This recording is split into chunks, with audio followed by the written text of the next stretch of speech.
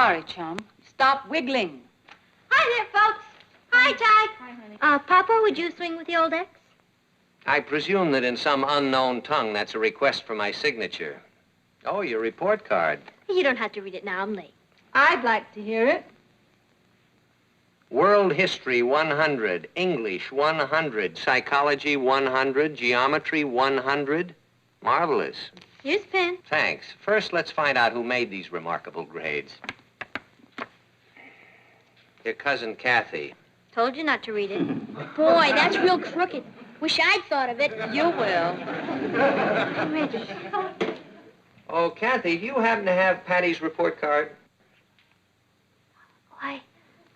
It's all right. I'm a loser. I'd like to hear that one, too. Well, there's more like it. All 70s, except for French, in which you got a 65. That's my French teacher's fault. She's not good at French? Her mind was on other things. She just quit to get married. Patty, let's get something straight. If you weren't capable of getting a better report card, I wouldn't expect it of you. But you are, and I do. If you were graded in boys and telephone, you'd be at the top of your class. There are other things in life. Name one. Books, for instance. And isn't 65 flunking? Oui. But French is a moth-eaten drag. I mean, it'd be different if I were going to marry some Frenchman and have to speak French. But I'll probably make the big splash with Richard someday. Then you won't even have to speak English. There's my monster now. Bye. Kathy, see if you can't rub off on her a little bit. I'll try, Uncle Martin. Bye. For heaven's sakes, don't let her rub off on you. Wait for me. I think with Kathy here from Europe, Patty would mature a little faster. Haven't you heard, darling, girls are influenced by boys. Bye. Meet Kathy, who's lived most everywhere, from Zanzibar to Berkeley Square. But Patty's only seen the sights a girl can see from Brooklyn Heights. What a crazy pair! But they're cousins, identical cousins all the way. One pair of matching bouquets, different as night and day. Where Kathy adores a minuet, the ballet russe, and crepe Suzette. Our Patty loves to rock and roll, a hot dog makes her lose control. What a wild duet, still they're cousins, identical cousins, and you find they laugh alike, they walk alike, at times they even talk alike.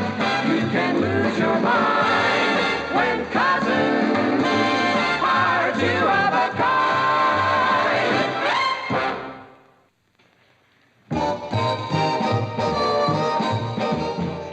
I'll trade you 4 Frankie Avalons for 3 Dions. I don't know. I don't have Good morning, Daz.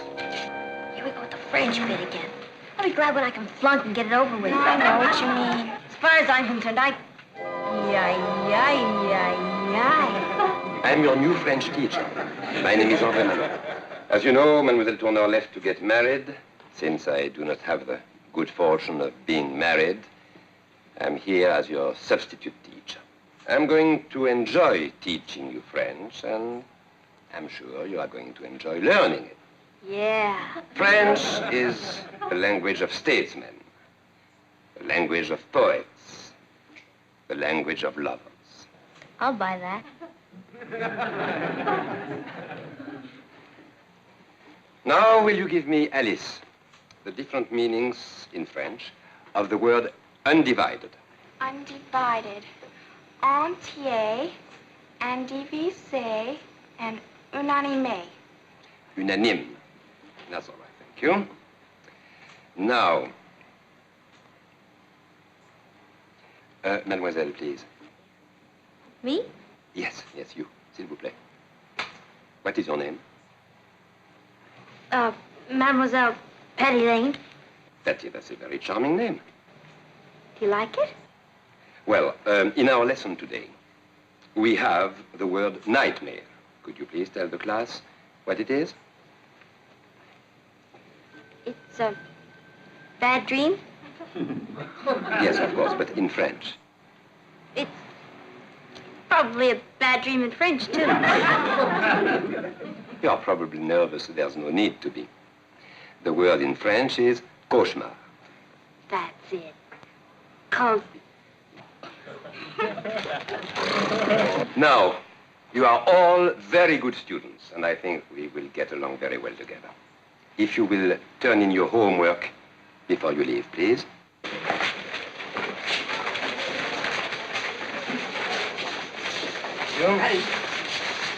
You. Mademoiselle Lane, don't you want to turn in your homework? I'd love to, but I didn't do it. Why? Don't you like French? Oh, I do. I think it's a beautiful language. All sensitive people think so. Of all the romantic languages, it is the softest and the most expressive. There are things that can be said in French that can be said in no other language. I'm sure there are. Betty, I would like you to do me a favor. Anything. I would like you to be my test case. Your test case? What you Americans call guinea pig. I'd love to be your guinea pig. Now, I understand your French grade is 65, no? Yes. Well, I would be very unhappy if you failed in French. I would take it as a reflection on the French language. As a matter of fact, if a girl as intelligent as you wouldn't have a mark of 100, it would make me feel that I failed you. Please, do not let me fail you. Oh, I won't. Thank you.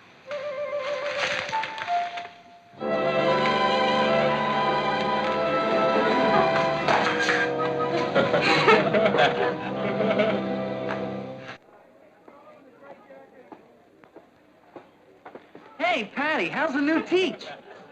Hey, Patty! You want to go for a wallet? Another time, maybe, Richard. Thanks for asking. Patty? What did you call me? Patty? Patty. Isn't it funny? I never realized what a beautiful name it was before. This is the greatest day of my whole life. What's happened? Can't talk about it. We always tell each other everything. Some things are too fragile to discuss. Someday, maybe you'll understand. Kathy? Boy, she sure is acting far out, isn't she? What did she say? She didn't say. Come on, gang, let's get moving. That picture starts at 7:36. You know, they must have little men all over the country who plan it so that movies never start at a convenient hour. I've been ready since noon. Where's Patty? She's not coming. She's staying in to do some homework. Patty? I don't know which Patty you're talking about, but the Patty she's talking about isn't passing up a movie to do homework. Le donne à réfléchir. That is food for thought. Oh. Cela vaut mieux comme ça. It is better that way. I understand you're not going to the movies with us tonight. I hope you don't mind, mon père. Oh, no, of course not. Not if you'd rather stay home and study French. Well, I'll see you later. I mean, au revoir, ma fille. Enjoy the movie. Cela vaut mieux comme ça. It is better that way. Now, who can translate the phrase, that goes without saying?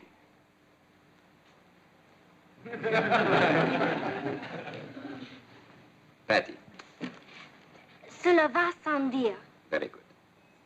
Who would try and translate, that is food for thought? Cela donne à réfléchir. Excellent. Now, Alice, will you please decline the verb servir? Servir. To serve. Je sers, tu sers, il sert. Nous servons, vous servez, il sert. Patty, please leave some French to the others.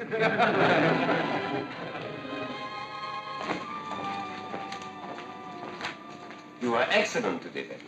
A little bit enthusiastic, but excellent. Thank you.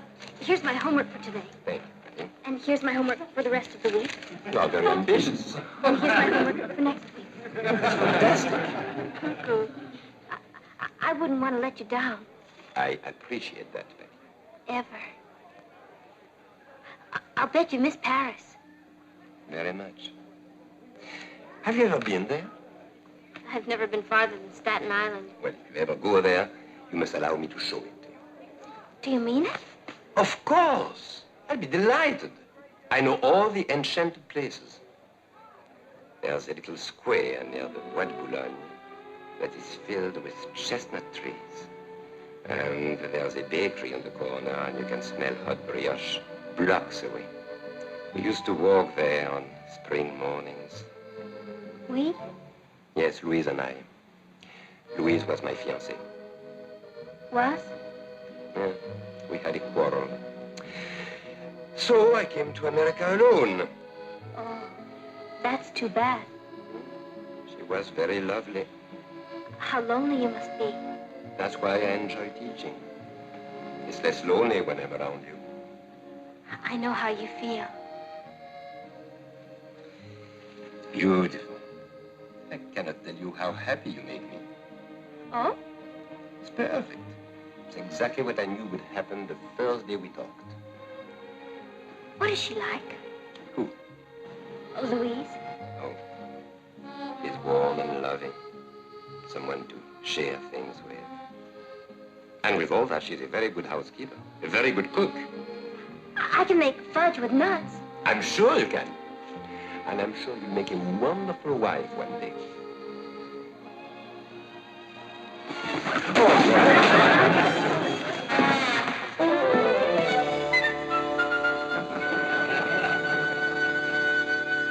Good morning, dear. Morning. Feeling better? Yeah, it was just a touch of indigestion. Is there any way we can get Patty to stop making those brioches? Oh, don't discourage her. She was up early this morning, made breakfast for Kathy and Ross, and cleaned up the kitchen. I hope my health holds up. I hope so, too. She's made you a nice, fresh brioche. I don't deserve such happiness. Good morning, Mother dear. Mother. Would you mind signing my report card? You got these grades? Why, every one of your grades has gone up. Martin, look, she got 100 in French. Patty, boy, we're really proud of you. I mean, you've... Grown up? Overnight. One must mature sometime, mustn't one? And I think of all the time I've wasted. But there's no point in crying over lait perdu. That's spilt milk in French. I'd better get started for school. Isn't Richard picking you up? That's all over, Mother. Have you ever noticed how young poor Richard is? Would you mind if I had someone from school to dinner one night? Of course not, dear. Who is he? His name is Andre. Andre Malone. Goodbye, my darlings. Goodbye, my darlings. Andre Malone. Where was he when we needed him? He must be in Newport.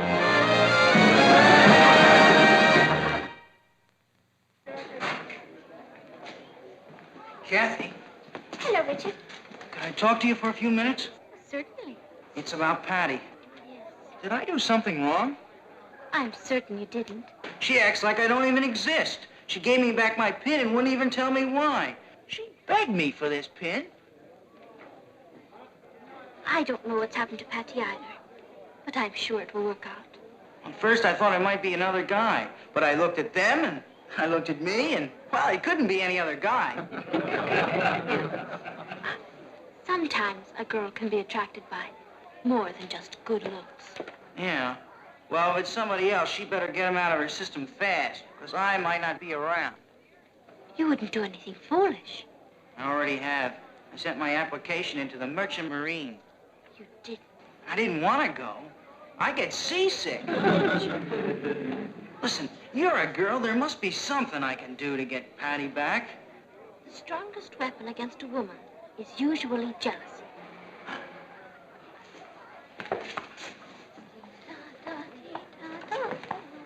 Kathy, Richard?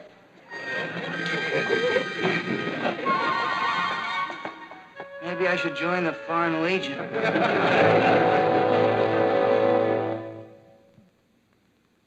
Am I interrupting? Not at all. Come in. Come in, Betty. You like it? Well, it's, Pompadour. oh, it's very lovely. Thank you. What's that little red thing on your jacket? The Legion of Honor How did you get it? during the war. What did you do? Oh, nothing. Oh, I talked to my parents. They want to meet you. I'll be delighted. I haven't told them about us yet. Us? Father will love you, just as I love you. What did you say? I love you. Patty, there must be some misunderstanding. I mean, you are extremely sweet, but you are also extremely young. You changed me into a woman. I did nothing of the sort. What about your boyfriend? Richard? You don't have to worry about him. I gave him up the day I met you. The day you asked me to be your guinea pig. I meant in French. Au revoir, mon cher. Au revoir.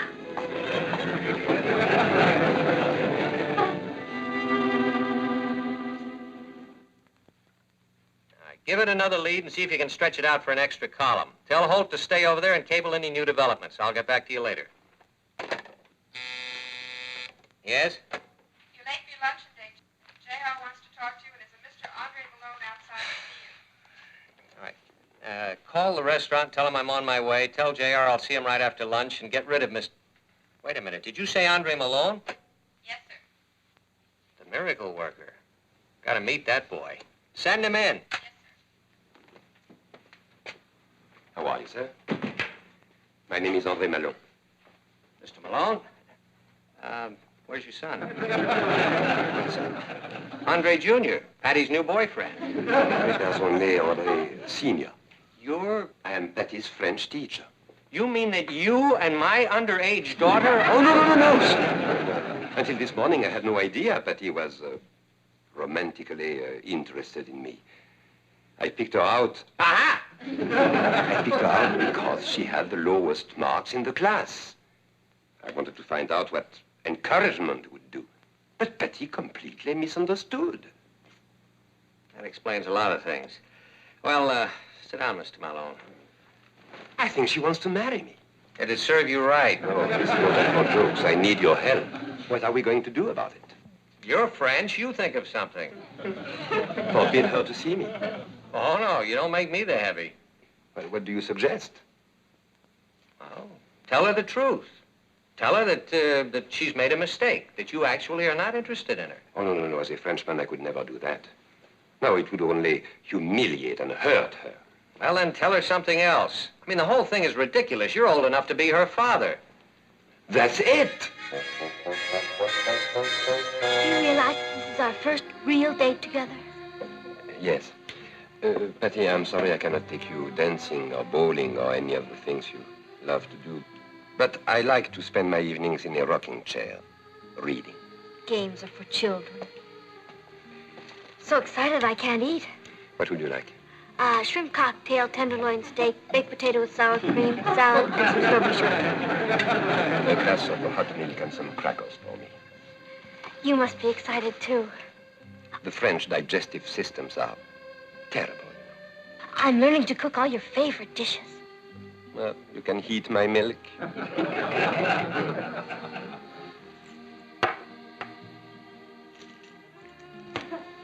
What are all those pills for? That's all that keeps me going. Rheumatism, liver, high blood pressure, digestion, circulation, infirmities of my age. You're young and hard, Andre. Hay fever. Andre, I know it's terrible of me to say this, but I'm glad you have all these things wrong with you. Glad. I'm going to spend the rest of my life nursing you. I tell you, I've never met anyone like her. I cannot do anything wrong. I tell her that because I'm a Frenchman, I will flirt with other girls, and she understands.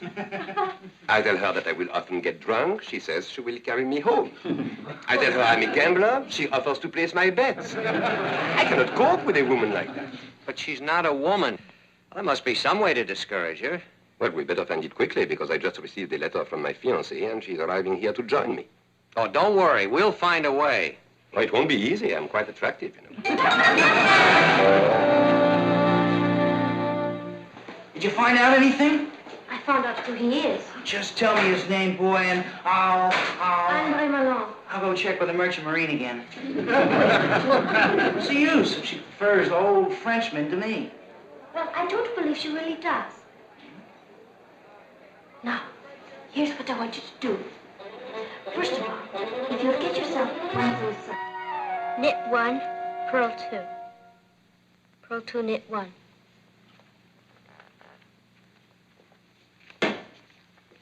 How is Andre? He's very sick. You think he's sick? Look at this. Star quarterback suspended from football team. Richard Harrison dropped on eve of game with Lakeview. They can't take Richard out of the game. He's the star. He was the star. How could this happen? It happened because he's failing in all his subjects. Mr. Edwards, the principal, offered to let Richard take makeup tests, and he refused. He's even trying to enlist in the Merchant Marines. Richard? He gets seasick. He simply doesn't care about anything anymore. And it's all because of you. Me? Have you any idea what you've done to him? You have taken a boy who was a football star, president of his class, a scholar, and you've turned him into an empty shell. I did all that? Why didn't you tell me before? You wouldn't let me. He said you wouldn't be interested. Not interested? How can you ruin a person's life and not be interested? I've destroyed him. I wonder who that could be. Ahoy, mates! Richard.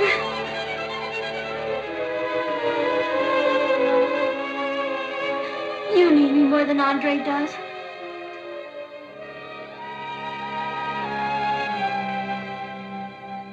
Hello? Oh, come in, Betty. I must have a talk with you. I must have a talk with you too, Andre. It is about us. That's what I want to talk to you about. Andre, I know this is going to come as a terrible shock to you, but I've made an awful mistake. No, it was all my fault. You see, I'd never met an American teenage girl before, and when I... What did you say? We both almost made a mistake. You see, I was trying to take Louise's place in your life. I felt sorry for you. But that's not the same as love. We could never have been happy together. Moment! What makes you think I couldn't make you happy? Well, for one thing, I'm too young for you. But you'll get older. You said so yourself. I've decided to get older with Richard. Richard! Are you throwing me over for Richard? I can't ruin his life. He was ready to destroy himself. But... I see. Well, I'll be broken-hearted for a while, of course. And you'll be careful of your diet? Oh, don't worry about me. Manage. Thank you, Andre. I shall never forget you. Your Richard is a very lucky young man. Yes, he is. He's back on the football team. Oh, Maybe you could make up with Louise. that's a wonderful idea. She's a great deal like you. In a vintage model, of course. Well, c'est la vie.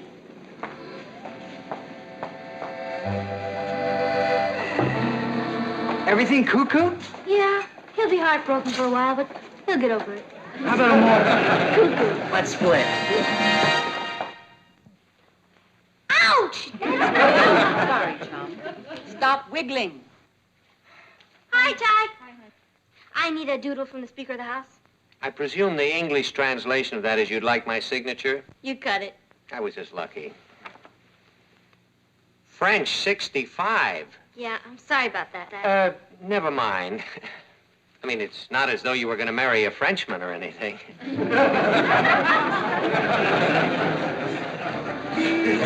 Monster time. Bye. Bye.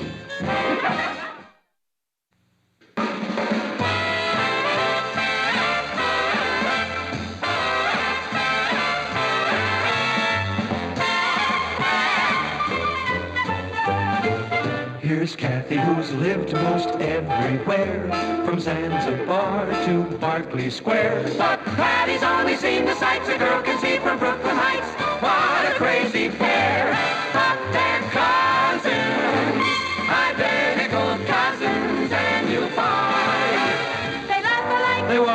At times they even talk alike.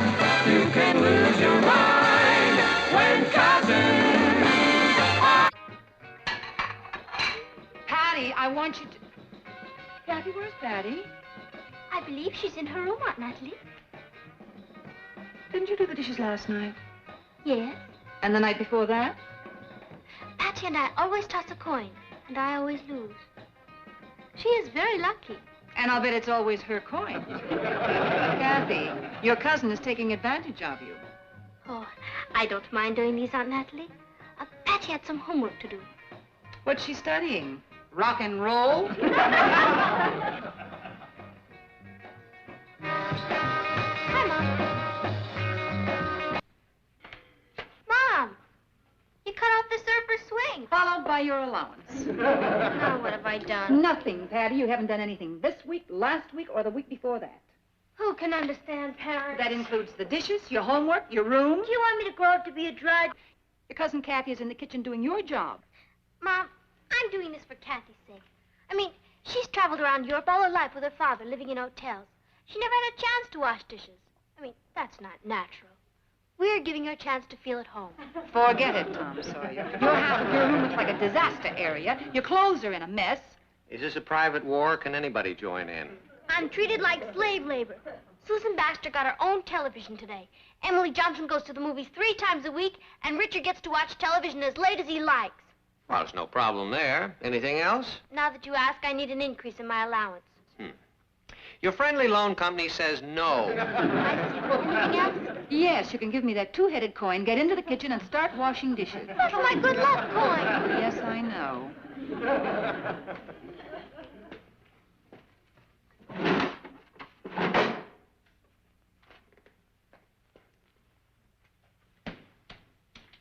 You think we were too rough on her? No, I don't care what Dr. Spock says. I say you have to grind them under your heel or else they'll rise up and get you.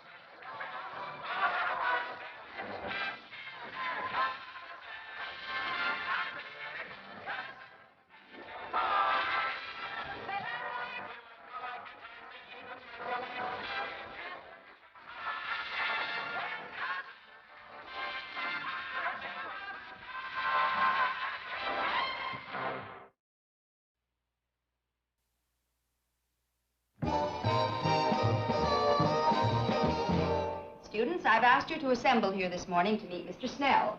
Mr. Snell is with the National Educational Testing Survey, and he's been going all over the country giving intelligence tests. What's he doing here? Good morning, students. The big news I bring is that automation has come to your schools. Our organization, NETS, has perfected a machine to gauge your intellectual capacities and problem-solving facility. This electronic device, TEACH, as we call it, will supply in 3 minutes your intelligence quota rating, your percentile group in your school, and your percentile group in the country. We're going to begin immediately. Thank you. The testing will be done in the study hall. Sit right down here, please. And your name, please? Patty Lane. This is TEACH, Technical Electronic Amplifier Code Handler. Like hi. Please. TEACH will ask you questions in various categories. You will type your answers on the typewriter keyboard, which is an input-output printer. Spooky bit. Oh, not at all. The typewriter is simply a device by which we communicate with computers. You are not to touch any of these buttons. Okay.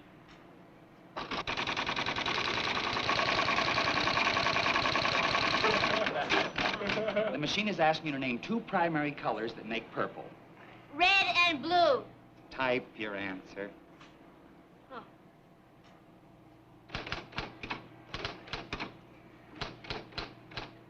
Very good. The machine will feed you a new question every 15 seconds. If you miss one, just go on to the next. Blast off.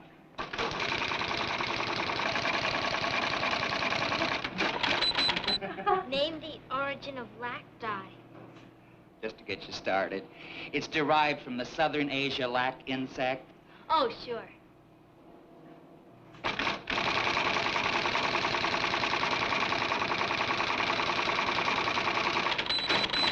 Give the 2 hypotheses of the kinetic theory of matter? Take your time. You have 15 seconds. Telephone call for you from Washington. That must be the president of our company. You just stay with me. The machine will do everything automatically.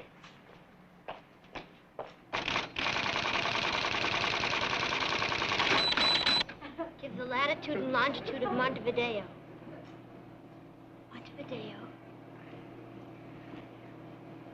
Montevideo is...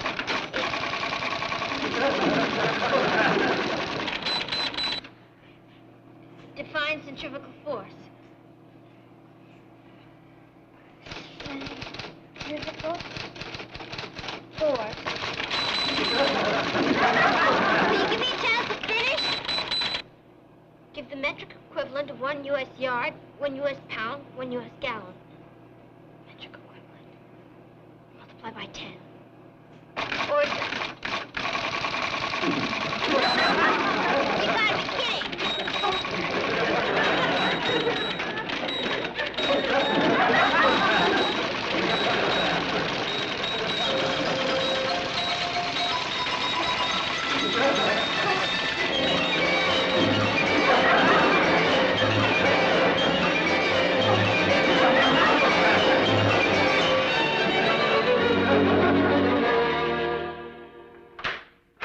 Mr. Lane? Yes? I'm sorry to barge in on you like this. I'm Edwina Morgan, Patty's psychology teacher. Oh, yes. And I'm Mr. Snell of the National Educational Testing Survey. We've come to see you about a rather urgent matter. What is it? We'd prefer to talk to Mrs. Lane at the same time, if you don't mind. Please come in. Thank you. This is Mrs. Lane, my son Ross, How do you Miss do? Morgan, Mr. Snell. How do you do? How do you do? Miss Morgan, won't you sit down? Thank you. Miss Morgan is Patty's psychology teacher, dear. Did Patty mention taking an intelligence test today? No, we're not on speaking terms. If Patty flunked an intelligence test, it's because she wasn't trying. Mrs. Lane, I've been giving these tests for the past 18 months in schools all over the country. Your daughter has set a new record. I knew she could do it. Patty hit an all-time low. An all-time high. I'm happy to inform you that Patty rates in the highest category of genius. Patty who? I'm afraid you must be mistaken, Mr. Snell. Patty's a bright, intelligent child, but I'd hardly call her a genius. Our machine is incapable of making a mistake. I checked the results 7 times. 90 to 110 is average. The genius class ranges from 153 to 180. Patty's average was 185. 5 points above the top genius rating. Mr. Lane, your daughter's in a class with Michelangelo, Socrates, Da Vinci. Her mind is one of America's natural resources. Boy, are we in trouble. Oh, here's Patty. Oh, no, this is Kathy, Patty's cousin. Hello, Miss Morgan. Hello, dear. This is Mr. Snell. How do you do? How do you do? Kathy, where's Patty? In the kitchen doing the dishes. We used my coin. She's doing the what? Is that wrong? Not wrong, Mrs. Lane. Trap chick. That's true. She breaks a lot of them. I don't think you people have any real understanding of this situation. The time that your daughter is forced to spend washing dishes could be time that she might be devoting to, say, discovering a vaccine that could save all humanity from disease. Patty? Or an invention that could radically change the course of the world. Patty? You two have had a great responsibility thrust upon you. The most important thing you can do is keep Patty's mind free so that she can cope with this greatness. She must have absolutely nothing on her mind. She hasn't. We're going to do everything we can to cooperate at school. But that won't help unless Patty receives the same kind of cooperation at home. We've managed all right for the last 16 years. May I ask your IQ, Mr. Lane? 135. Mine's only 150. Do you really think that you and I are equipped to control a brain with an IQ of 185? Who knows the irreparable damage you might have done to her mind in those 16 years? The paintings that won't be painted, the mathematical formulas that were lost while she was doing the dishes. Mathematical formulas? Her average in mathematics is 70. I know. Interesting, isn't it? What organization did you say you were with? National Educational Testing Survey, NETS. Yeah, that's right. National Educational Testing Survey, NETS. Are you sure? Oh, see. No, it's nothing special. I was just thinking of writing an editorial on it. Mr. Snell. Mr. Snell, I owe you an apology. I just checked on your organization. Not that I didn't believe. Well, I mean, Patty is... Please. Parents are always the last to know. What do you want us to do?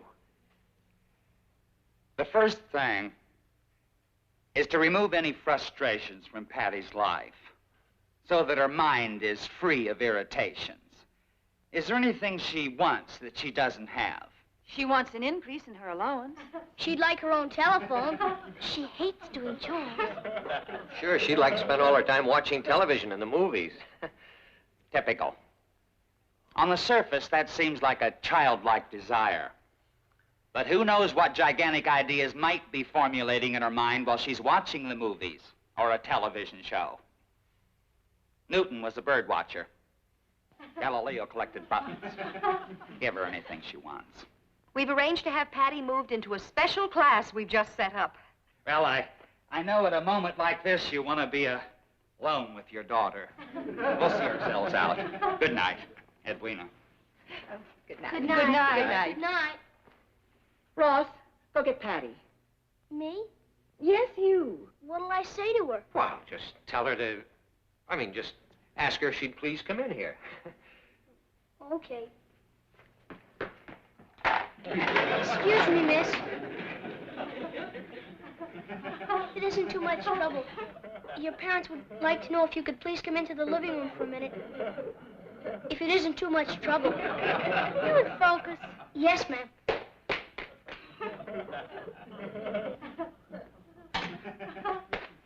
That's exactly the way to handle it. She was doing the dishes. It broke my heart. What's the scream? Patty, sit down right here. What'd I do now? Your father just thought you might be more comfortable sitting. Unless you'd prefer to sit here. What didn't I do now? Mr. Snell and Miss Morgan just left. Oh. They told you about the intelligence test today. They were terribly excited. Don't blame me. I couldn't help it. I just got so frustrated that I... Snell was right. I have been frustrating you. We've been holding you down for years. You're not angry?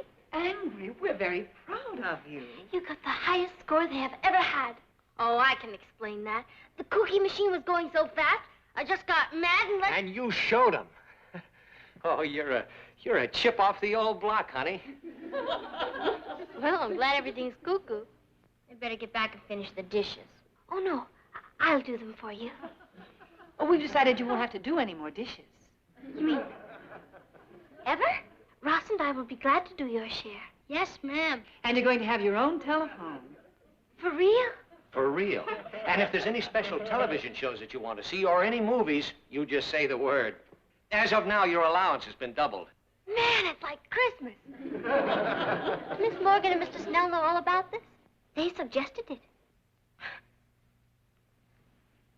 always thought Miss Morgan was such a square. You don't have to use words like square anymore, Patty. I mean, I imagine there are superior verbal equivalents that you'd prefer to articulate, now that you don't have to repress your real mental abilities any longer. Yeah. Well, I gotta buzz Richard. Bye. It's going to take her a little while to get used to it.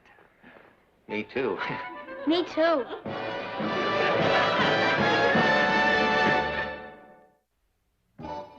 No, sure. Gonna get my own telephone, maybe a television set. He said, Good morning, Patty.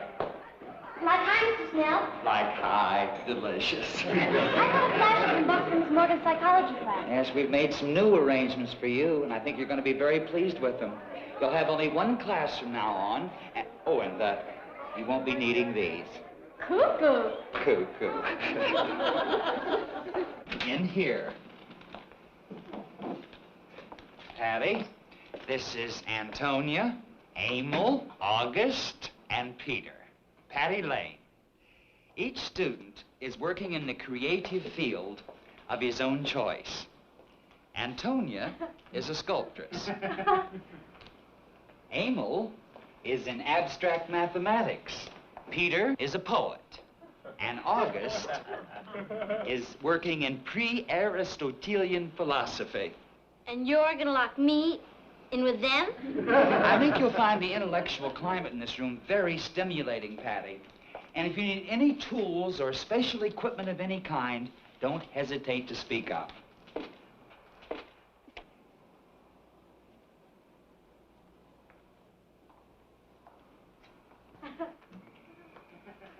What is your field?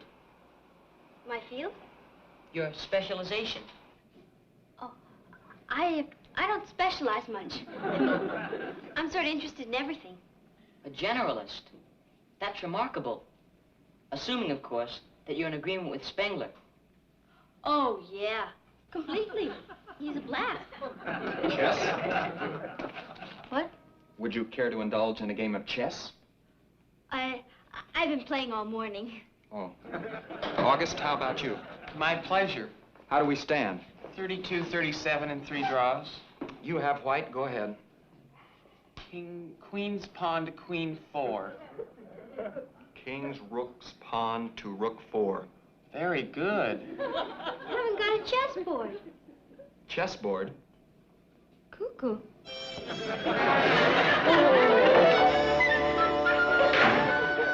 Hello, Patty. Oh, hi, Cat. How was school? Cuckoo. They put me in an almond factory. Do you want a flipper? They were playing chess without a chessboard.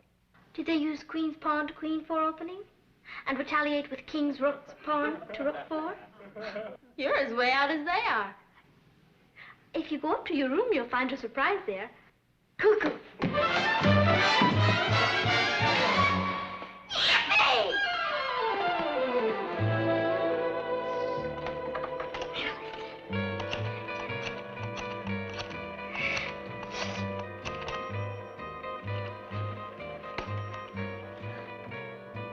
Alice, guess what? I'm talking to you on my own status symbol.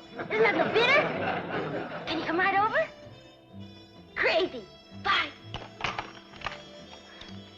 Peggy.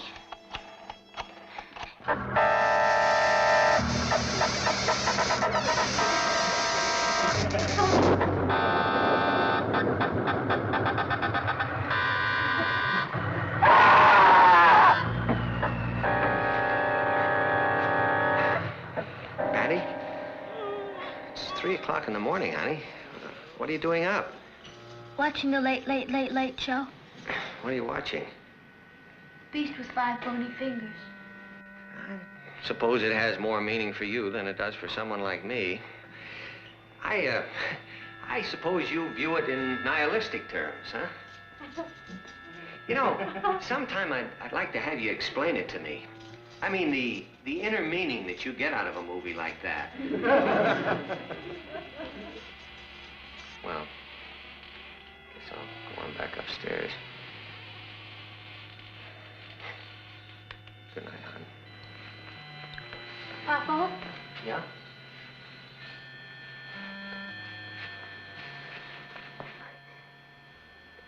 Do you really believe these electronic brains know what they're doing? Sure I do. Why? Well, take me. I mean, that machine says I'm a great genius. Honey, you must have more confidence in yourself. Now, that machine said you're a genius. Well, it's right. You are. You're our little genius. Now, you believe in that. Good night, sweetheart.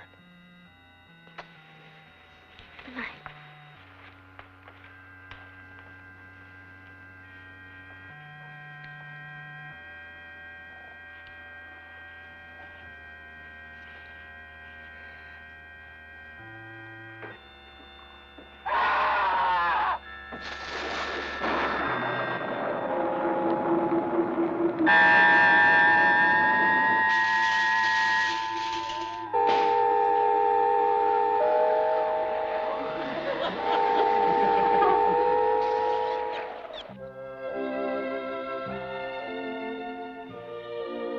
Good morning, Sleepy Eye. Hi. What time is it? 10:30. I'm late for prison. No, you just stay in bed and relax. I called Miss Morgan. She said you can come in when you feel like it. You have no regular school hours. Miss Morgan said that? You know, Mom, I was all wrong about you and the father figure. I said you didn't know how to treat kids. Well, you sure do. Thanks. Mom, salt and pepper? Oh, sorry about that. I'll get it. Thanks. And butter.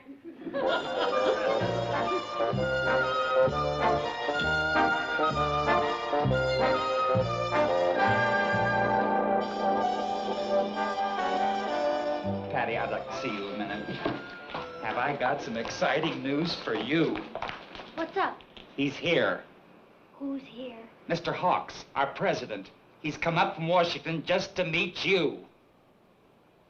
He has? He sure has. I can't tell you how excited he is about your test, and he wants the pleasure of seeing you take another one. I can't do that. I mean, I was up most of the night with 3 ghosts. All right, well, listen, I've started the machine for you, so go right ahead and I'll call Mr. Hawks. But you, Sit down.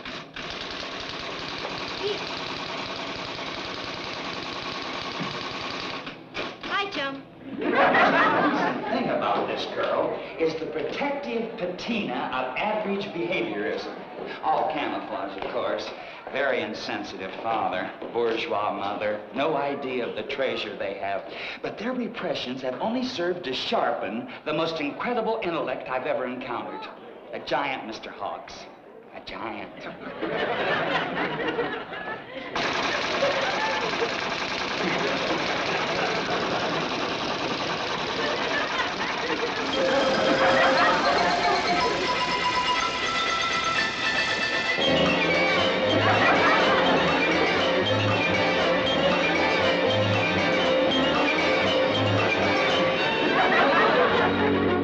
By activating the key monitor buttons, Patty accidentally triggered off the mechanism that had the machine answer its own questions and then grade itself 100%. In the 30 years our organization has been functioning, this is the first time a thing like this has ever happened. Have you told her yet? No, we thought it best for her family to tell her. I'll just see myself out.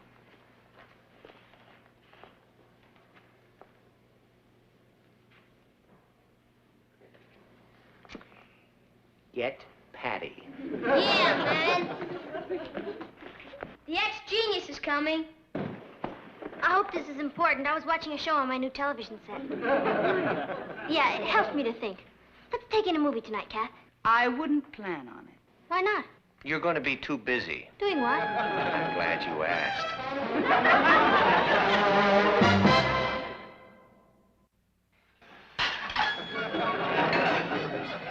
Patty, when you finish those, you can start cleaning your room. The hall closet's a mess, your bathroom needs doing, and there's quite a lot of ironing to do, and bye. You win some, you lose some.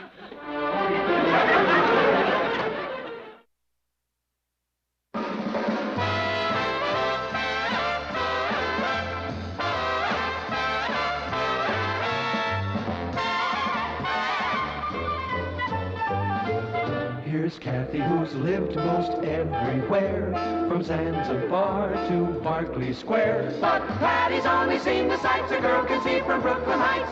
What a crazy pair, but they're cousins, identical cousins, and you'll find They laugh alike. they walk alike, at times they even talk alike.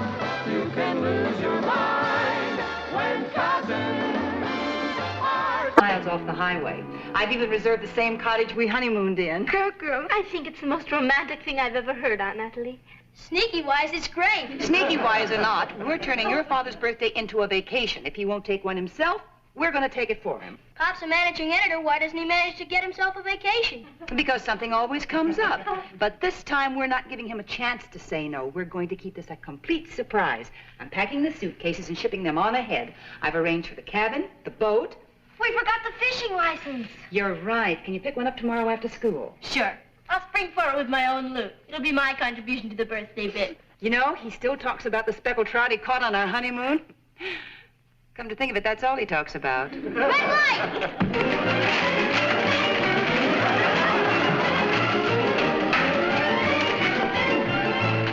Hi, family. Hello, Uncle Martin.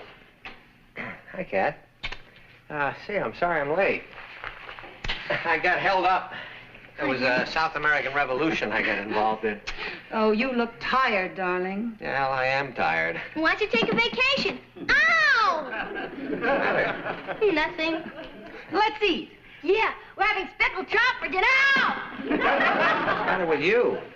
Nothing. What's the matter with you? What's the matter with you?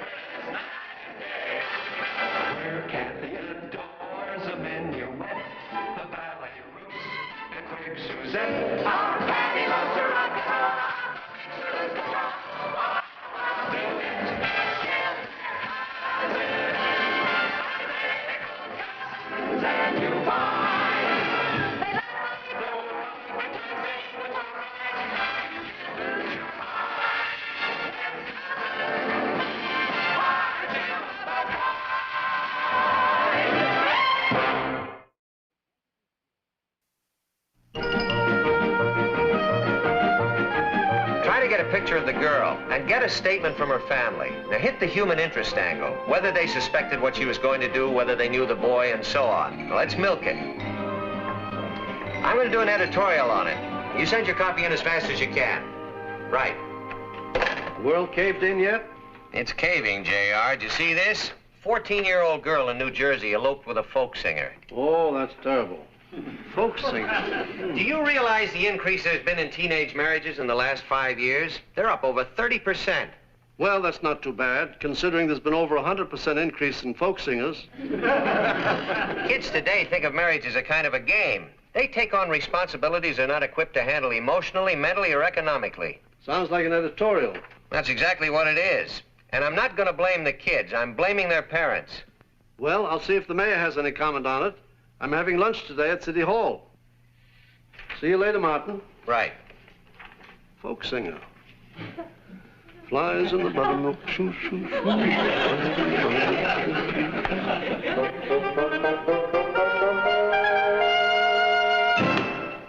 There you are. One fishing license. Thank you. That'll be $3.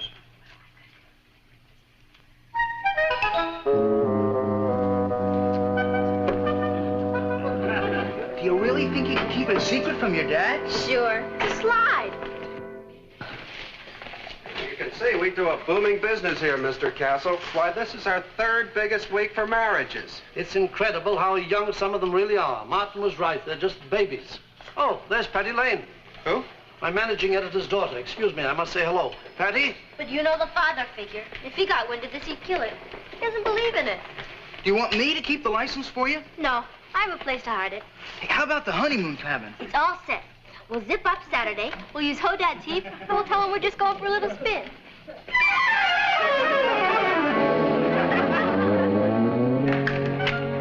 Oh, J.R., just finishing my editorial on teenage marriages. I'd say it wasn't a moment too soon, Martin. Now, listen to this. It's time that we place the blame squarely where it belongs. Not on the frail, inexperienced shoulders of the newlyweds, but on the broad backs of the mothers and fathers who allow these situations to develop under their very noses in ignorance. And there's more. That's what I've come to tell you. Oh, you talked to the mayor. Did you get some information for me? Some. Your daughter's getting married Saturday. For a minute, it sounded as though you said my daughter was getting married on Saturday. I did. I saw her at the Marriage License Bureau. And you thought... Well, Patty was at the Marriage License Bureau. She was probably there with a friend. She certainly was, and I heard him advise her to hide the marriage license at the honeymoon lodge until they got there on Saturday. And if you're Hodad, they're using your heap to get there. That's true. I'll put a stop to it, of course, but... Oh, in my opinion, that would be a most unfortunate approach. You have a better suggestion? Well, I've had some experience in these matters. You're dealing here, Martin, with adolescent emotions at a white-hot pitch. You have no idea how delicate the situation is. I would advise you to handle it very carefully. You would? I certainly would. The usual procedure in these unfortunate occurrences is for the blundering parents to rush in and forbid the marriage. The pages of history are strewn with the bodies of star-crossed lovers. Patty, a star-crossed lover? She's hardly learned to roller skate. Well, perhaps they don't intend to do a lot of roller skating. Come on in, J.R. I'm sure there's some logical explanation for all this. I mean, Kathy will know the answer. There are no secrets between Patty and her. If Patty were going to elope, Kathy would know about it. I'll ask her. Kathy? What makes you think she's going to tell you the truth? She doesn't have to. I'll know. See, Kathy's got a built-in lie detector. Whenever she says something that's not true, she hiccups. Kath? Hello, Uncle Martin. You're home early. Yeah, I had something to attend to. You know Mr. Castle. Yes, hello. It's nice to see you again, Mr. Castle. Kathy, you're looking very well. Thank you. Where's your Aunt Natalie? She went shopping. And Patty? Patty? She's at a Red Cross class.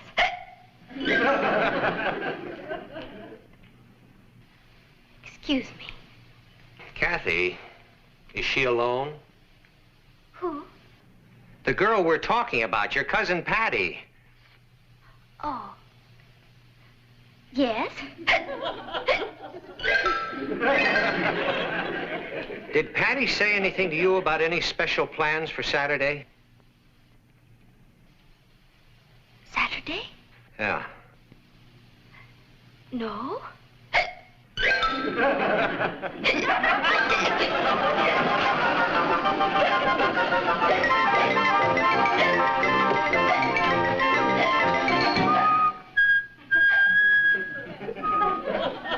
I'll kill him. When I get my hands on him, whoever he is, Do you think you could identify him if you saw him again? Well, it would be a difficult face to forget. He was a peculiar-looking boy, moved around like a perturbed pelican.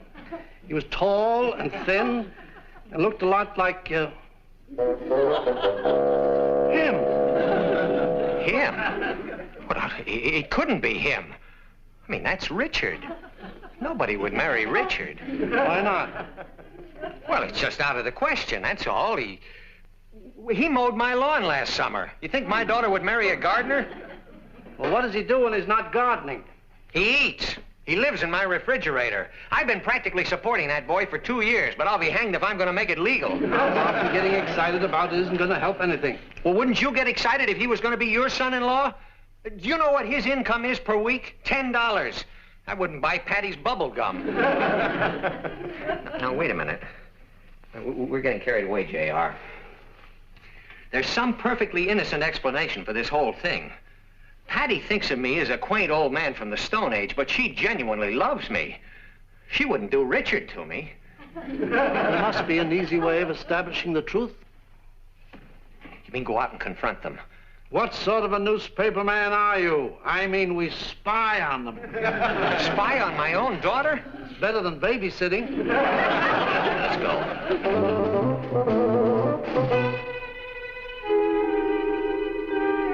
I'd love to see the Speaker of the House when he makes the scene. He'll have to scrape him off the moon. What do they say?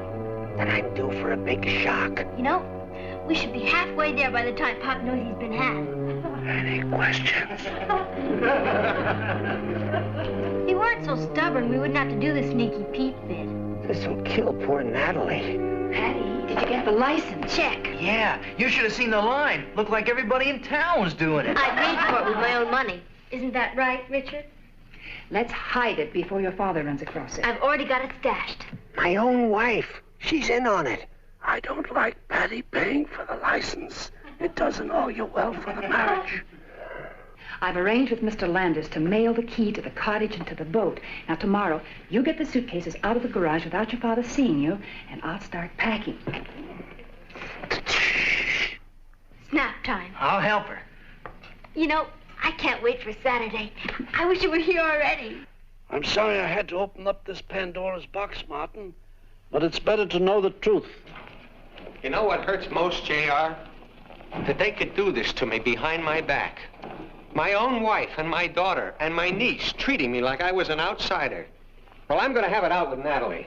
In my opinion, you'd be making a terrible mistake. Why? Well, I imagine the reason they didn't come to you in the first place is because they're afraid of you. Afraid of me? What is nonsense? All Patty had to do was come to me and tell me that she wanted to marry Richard. I'm a reasonable man. What would you have done? I'd have killed her. See what I mean? You can still stop her, Martin. She's a minor. She's got to get your permission. She's got her mother's permission. I guess they expected me to read about it in the marriage notices. Patty is just a baby, J.R. She's not ready to get married yet. Nobody's ready to get married to Richard. Well, maybe this boy's got some quality you've overlooked. Perhaps you're being unfair to him. Unfair? To Richard? Try to get to know him, Martin. And then you can bore from within. I got a better idea. I'm going to scare him out of the marriage. Okay there. I got it split. Bye. Don't go, Richard. I'd like you to meet Mr. Castle, the publisher of the Chronicle. This is Richard Harrison. Like, hi. Quite. Come on into the living room, Richard, and sit down.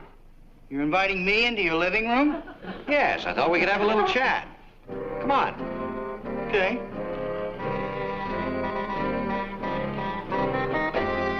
How do you do, sir? How do you do? Make yourself comfortable. You know, we've never really had a chance to get to know one another, Richard. I suppose that's my fault. Yeah. The point is that I think it's high time we did get to know one another. You know, man to man. This isn't going to be the birds and the bees bit, is it, Mr. Lane? The birds and the bees bit? Because my father image and I already ran that. I don't know much about your family, son. You don't mind if I call you son, do you? Not if it gives you pleasure. What does your father do? He's a brick and mortar type. He does the expressway bit and all that kind of movement. What did he say his father does? He's a highway construction engineer. Oh. Is your father a wealthy man? Pop swings pretty good with a lute. Maybe your father's planning to take you into his business. That's for me. I'd love being a cement jockey. Then it's all settled. Yeah. He won't have me. What's your present income? $500. $500 a what? A year. So what it boils down to is that in the course of the next year, your income will be $10 a week. Oh, no, sir. In the summer, I earn my own money. I cut grass. I know. Were you under the impression that you and Patty could live on that amount of money? No, sir. Were you? Not for one instant. Nor was I under the impression that I was going to support you. Well, gee, why should you? Exactly. Why should I? Can you support Patty? I thought you were supporting her. Well, you thought wrong. You'll have to support her. I will? You know, getting married is a major responsibility at your age. It sure is. Well, I want you to think very seriously about it. You mean about me and Patty? That's exactly what I mean. Oh, sure, if that's what you want. Well, I'm glad we had this little chat. So am I. Thanks a lot, Mr. Lane. I sure had you figured all wrong.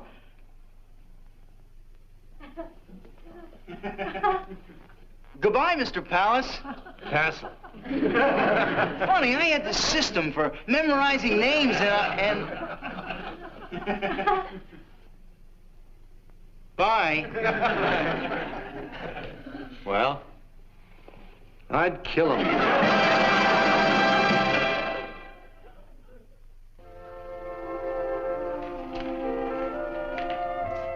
You know, you haven't said 2 words all evening. Still worried about South America? North America. Well, I'm glad you were able to get home early this afternoon. So am I. I wish your work didn't put you under such a terrible strain, darling. I imagine everybody around here's been under a terrible strain. We've been worrying about you. Oh, I'm sure you have. Well, perhaps one of these days you can get away and take a little vacation. Wouldn't that be nice? Yeah. Then we could relax and exchange confidences. Tell one another all our secrets. Secrets? Well, if there were any to tell, I mean. Of course, I'm old-fashioned, Natalie. I've always felt that the fabric that held the family together was honesty. That husbands and wives shouldn't keep secrets from one another. Oh, I agree, but sometimes the only way to manage things is to do a little secret plotting. Well, I'm going up to bed, dear. Coming? No, I'm going to sit here and drink my milk. Good night, dear. Yeah.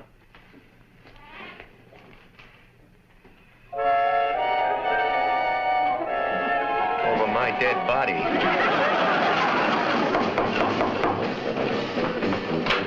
Come on in, JR. I got here as fast as I could. Come on out in the kitchen. I'll give you a cup of coffee.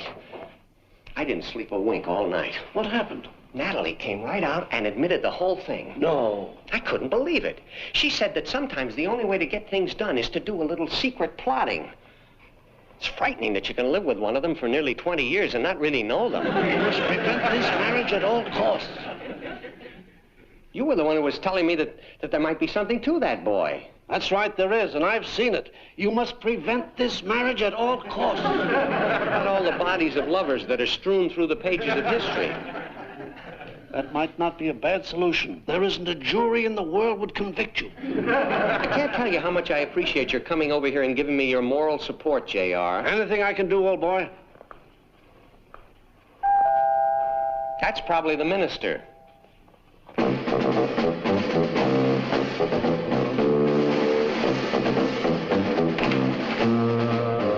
do you do? I'm Ted Lance. Yes? I brought the keys to the cabin. The honeymoon cabin? Yes. I was going to mail them, but Mrs. Lane told me how top secret it was, so I decided to bring them myself. You've made a brilliant secret agent. Thank you. I told Mrs. Lane how lucky she was. It was the last cabin on the lake. Oh, and here's the key to the boat. I think you'll find everything satisfactory up there. Did they get the license? Oh, yes, they got the license, all right. Good. Good. We wouldn't want any trouble on that. They're very strict up there. Oh, it's a beautiful place. Quiet and secluded. Are you fond of secluded, quiet places, Mr. Landers? Me? Oh, my, yes. Well, that's fortunate. You may be spending the next 7 years in one.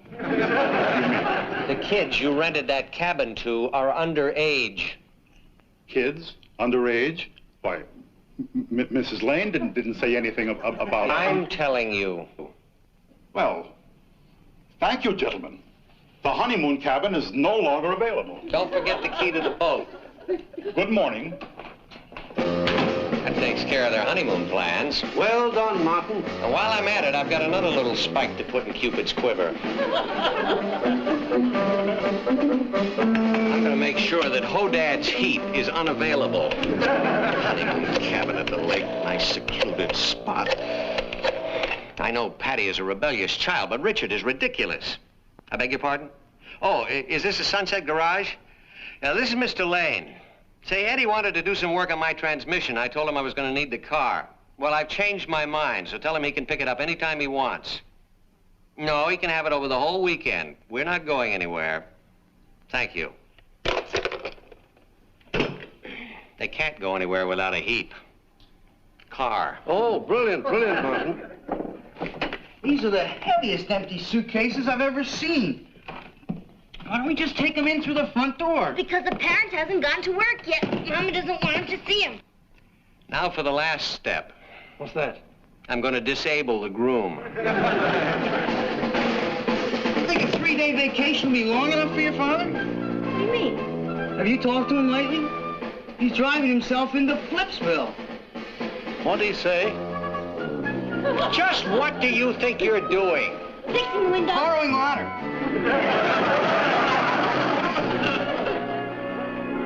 Kathy said you wanted to see me. Oh, hello, J.R. Natalie? Is anything wrong?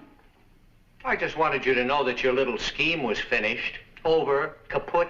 What little scheme? Oh, it's too late to play innocent, Natalie. I'm talking about Saturday. Remember the license, the honeymoon cabin at the lake? Hodad's Heap? You found it.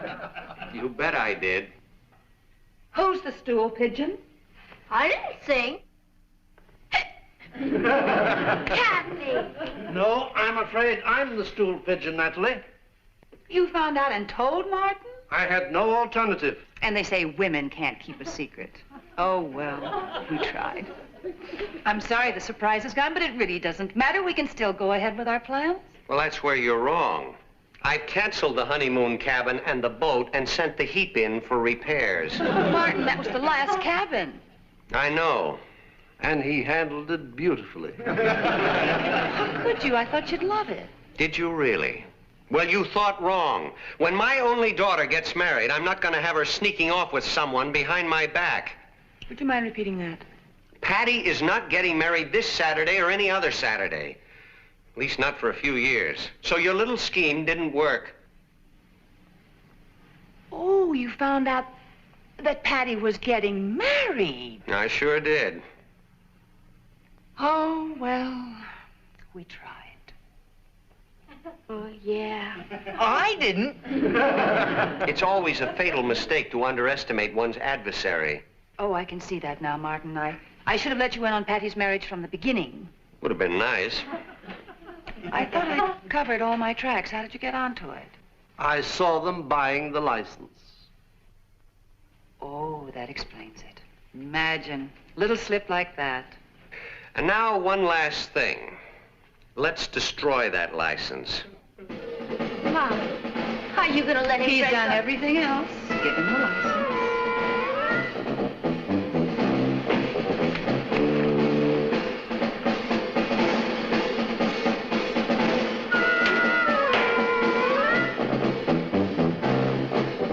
I'm sorry, Richard. Well done, Martin. Pop, I wish you You would... sit down, young lady. You and I'll have a long private talk later. Now, I'm going to be charitable. I don't mind admitting that this has hurt me very, very deeply. But I'm sure that all of you are feeling pretty ashamed of yourselves right now, so I'm not going to rub it in. This will end the incident, and I hope it's a lesson you'll never forget.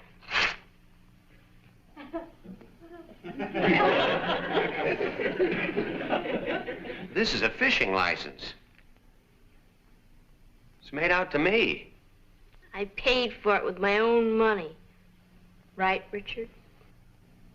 What for? For you to catch your speckled trout with, the way you did on our honeymoon.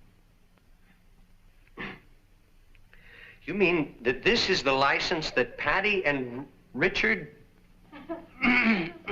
We wanted you to have a vacation at Lake George for your birthday. The cottage is the same one you and I had for our honeymoon. Well, I think I'll be pushing along now. By the way, Martin, why don't you take the weekend off? Do you good. Happy birthday.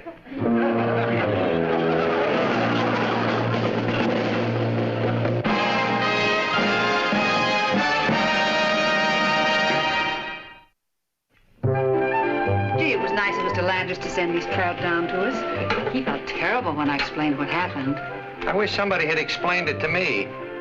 Oh, well, these misunderstandings do occur, you know. Well, at least you have your fish.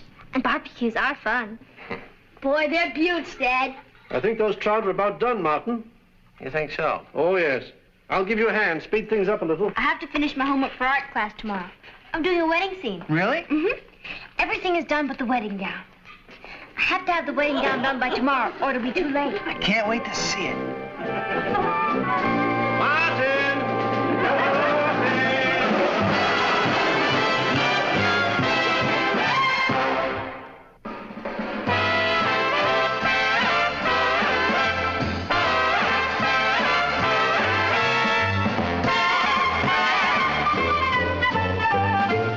Here's Kathy, who's lived most everywhere, from Zanzibar to Berkeley Square. But Patty's only seen the sights a girl can see from Brooklyn Heights. What a crazy pair! But they're cousins, identical cousins, and you find they laugh alike, they walk alike, at times they even talk alike. You can lose your mind when cousins are two. Who's calling? The overseas operator? Oh, she's right here. Oh, hold on, operator. Don't go away. I'll get her. Okay. Kathy, it's for you. Thank you, Betty. It's your father in Paris. Hello? This is Kathy Lane. Hello, Father. I'm wonderful. How are you? I miss you, too. Aunt Natalie and Uncle Martin are treating me wonderfully. They're fattening me up. You, too. Here's Patty. Hi, Uncle Kenneth. You should see Kathy. I'm making a real swinger out of her. Here's Mom. Love ya. It's Uncle Kenneth in Paris. Hello, Kenneth. Oh, everything is fine here. Kathy looks wonderful. I hope you can come and visit us soon. Here's Ross. Goodbye. Hi, Uncle Kenneth. Did you hear the funny story about the Write man it to him, son. I'll write it to you. Say hello to the Eiffel Tower for me. Bye. I was talking to France. Oh, boy. Hello, Kat. This is a pleasant surprise. How's my favorite foreign correspondent? I'm fine. Martin, how's Kathy? She's wonderful. She and Patty are confusing the whole neighborhood. Reminds me of our youth. The twins bit all over again. Oh, by the way, Aunt Pauline just paid me a visit. You poor devil. She's on her way to see you. What? I just put her on a jet for New York this morning. She's stopping off at your house tonight for dinner. I thought you'd like to know. Thanks a lot. Aunt Pauline is going to have dinner here tonight. You may not find the old girl in a very good mood.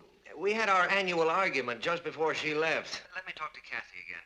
Goodbye, Ken. And here's Kathy. Daddy? I just wanted to say goodbye, Kit Kat. I loved your story from Yugoslavia. Hurry up and finish school and get back over here. I miss you like the devil. I miss you, Ted, more than you miss me. Goodbye, Kit Kat. I love you. I love you, too.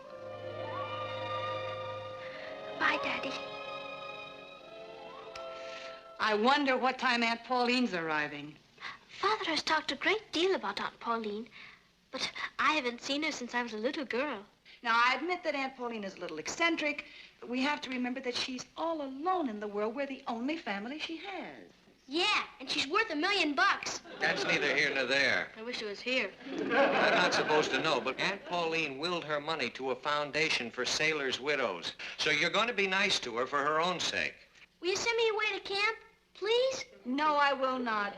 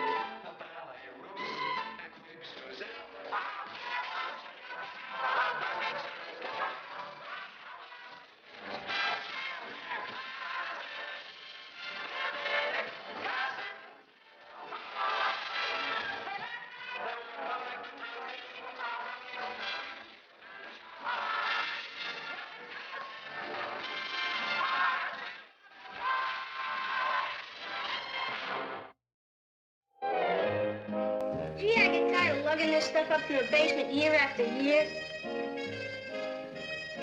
It makes Aunt Pauline happy to see the presents she gave us. Then why do we put them back in the basement when she goes? Do you want to live with it? I live with you. Certainly is ugly, isn't it? Don't let Aunt Pauline hear you say that. She sculpted it herself. Out of old peanut butter, I think. I know. You're not allowed to criticize her. Sometimes she gets me so mad. I just hope I don't lose my temper. You better not, young lady. Father and I used to have a code. If either of us started to lose his temper, we'd say it's tea time. T is for temper. Cuckoo. It's quite effective. It's about the same as counting to 10. Got it. It's tea time. It's tea time. She's here. Got it. Here, put this behind the couch. Crazy. Aunt Pauline, welcome. Ah, my chère, you look lovely. You've gained weight. Where are the petite ones? There they are, the little loves. Ah, Patty. Aunt Pauline? Ross. My, you've grown. Yeah. Thanks. And this must be little Kathy. Très jolie. Hello, Aunt Pauline. You know, the resemblance is really remarkable. Of course, even as a child, Patty was a little prettier. Other than that, one could hardly tell them apart. Oh, charming. One forgets what a teeny little house it really is. Oh. Charming. Oh, my luggage.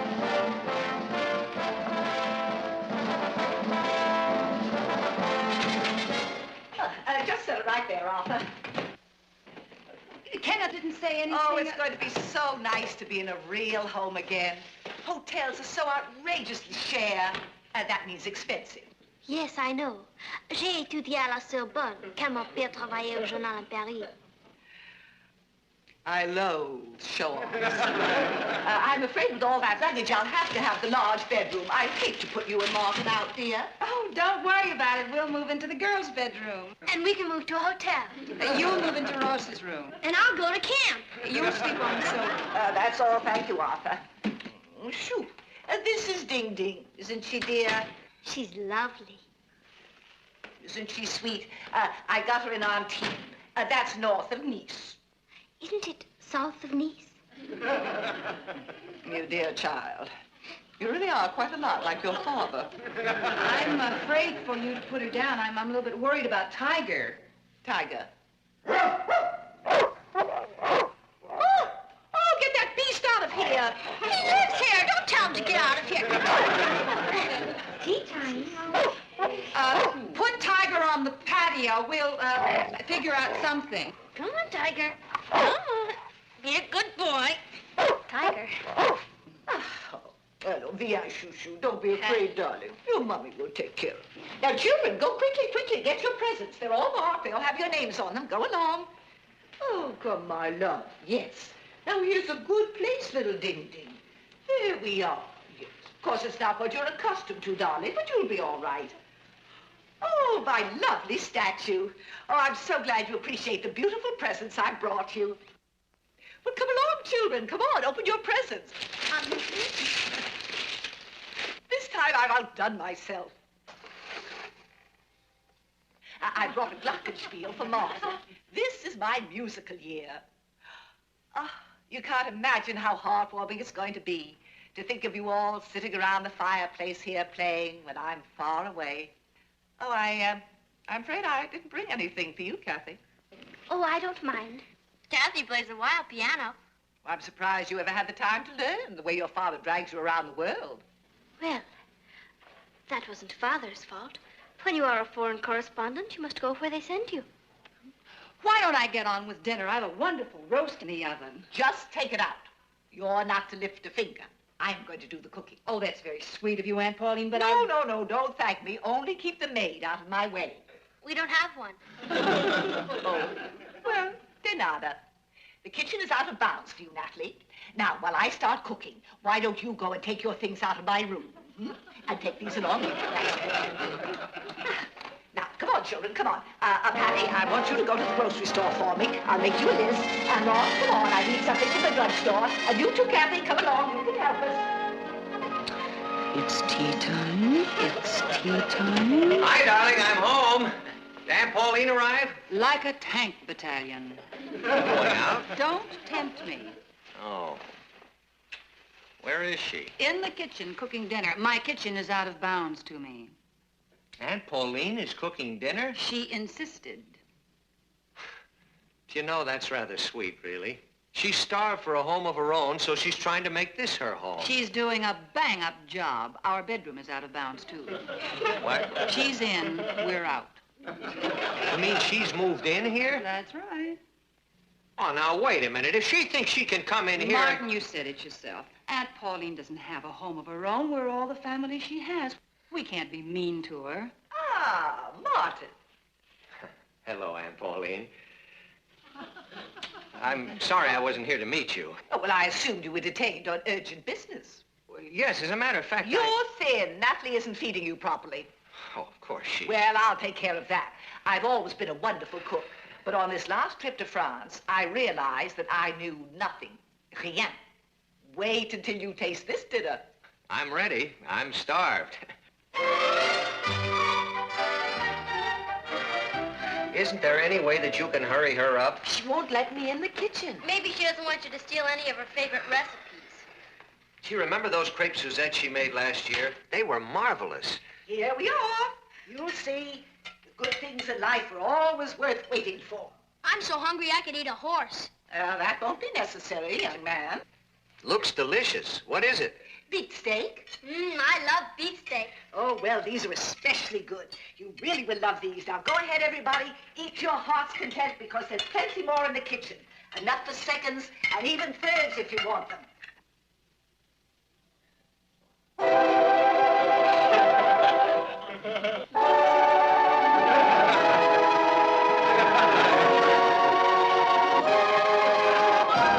What did you say this was?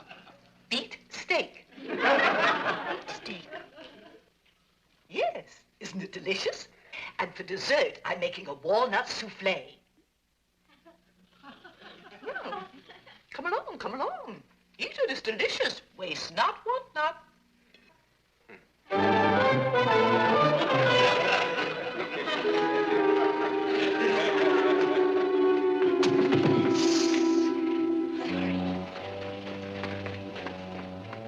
Hurry up, Natalie. I'm beginning to fade away. Yes, so am I. Hi. Welcome to the club. What are you doing up in the middle of the night? Same as you, trying to stay alive. Hello, Tiger. Good boy. Has he been fed? Yes, don't tell Aunt Pauline, but we gave him some non-vegetarian dog food. This is ridiculous. I'm starving to death in my own home. Darling, what would you like? Food. Glorious food. I think I'll start with lamb chops and work up. I want a hamburger. I'd like some sausages. That's what I want. Lamb chops, hamburger, and sausages. Oh, it's you. I thought perhaps it was a burglar, and I hurried right down. Aunt Pauline. Uh-huh. I caught you. I knew you'd want some more of my beef steak. Remember, I told you there was enough for seconds and even thirds? Come along, everybody. We'll sit down and have a delicious midnight feast. And some tea.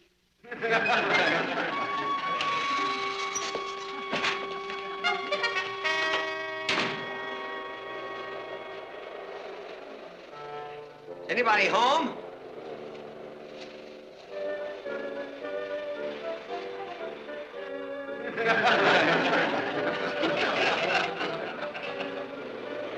What's going on here? An Eskimo convention? It's freezing in here. No use closing the windows. Aunt Pauline will just open them again. She learned it from a doctor in Newfoundland. They never catch colds up there. Well, then let her go to Newfoundland. This is ridiculous. She's your aunt, not mine. Why didn't that blow away? Dear me, it's getting stuffy in here. Oh, Martin, you're home. Am I? I'm not sure anymore. You know, I think it's time that we have... Tea time. Tea time. I think it's a lovely idea. You certainly are a tea-drinking family. It keeps us from freezing to death. Now, about that doctor of yours in Newfoundland. Oh, wasn't it lucky I ran into him? You know, when you're virtually alone in the world and have to travel every place by yourself, it's so important to meet nice companions. What were you going to say about the doctor, Martin? Oh, just that his cold theory sounds interesting. Oh, I knew you'd think so. Ah, there, that's better. Wakes up the lung sacs. I have the most wonderful idea for tonight after dinner. We are going to have a musical. I'm sorry, Aunt Paulina. I have this date with Richard, and I have some work to do. And I have some mending to do. I have this editorial to write. And I have to go to camp.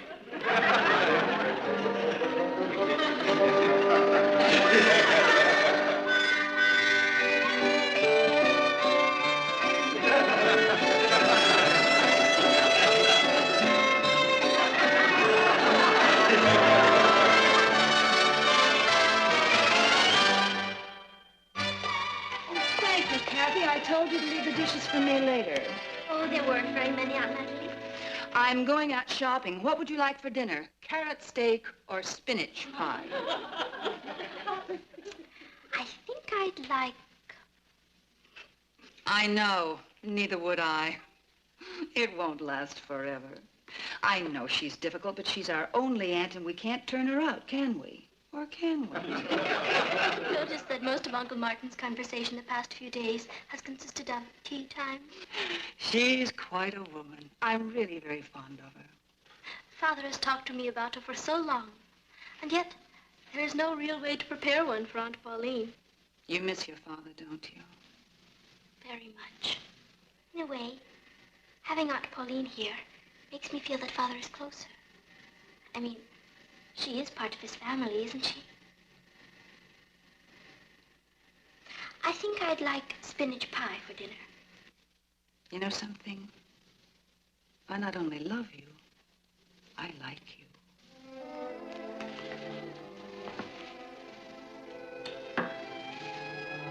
I'm glad.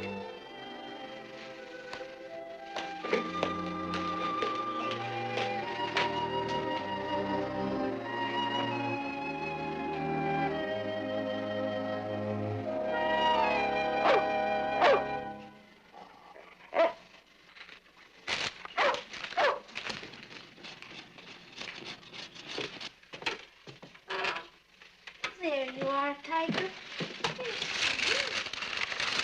There you are. That's very unsanitary, Kathy. Dogs can give you hydrophobia. Oh, not Tiger. He's a sweet dog. He would never hurt anyone.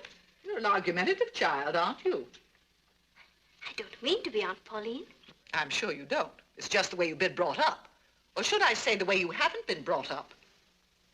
I didn't mean to be rude.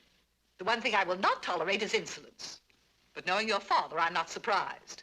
I think it's disgraceful the way you've been reared, dragged around the world like some nomad without any home or roots. That wasn't Father's fault. When Mother died, he wanted me with him. And I wanted to be with him. Well, that's no way for a young girl to live, hobnobbing with those ruffian newspaper men. They're not ruffians. They're very nice. I think I know a little more about it than you do. Father and I have always been very close. It was terribly difficult for him to decide to send me here to live while he's traveling so much. Well, he had no alternative. It's very inconvenient for an attractive widower to have a teenage daughter around. That's a horrible thing to say. Well, I'm a woman of the world, and your father always was a mouton noir, a black sheep. Because he won't kowtow to you? My father is the finest man I've ever known. Old moneybags. Old moneybags? That's what he calls you. He says you have a money bag for a heart and tinsel for a brain.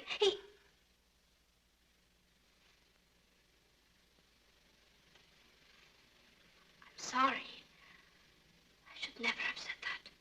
So, that's the way my family talks about me behind my back. The ingratitude. Well, I shan't impose on any of you any longer. Oh, no, Aunt Pauline.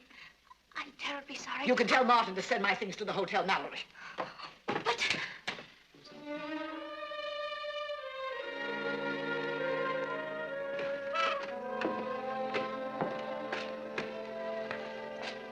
Kath, dinner's ready.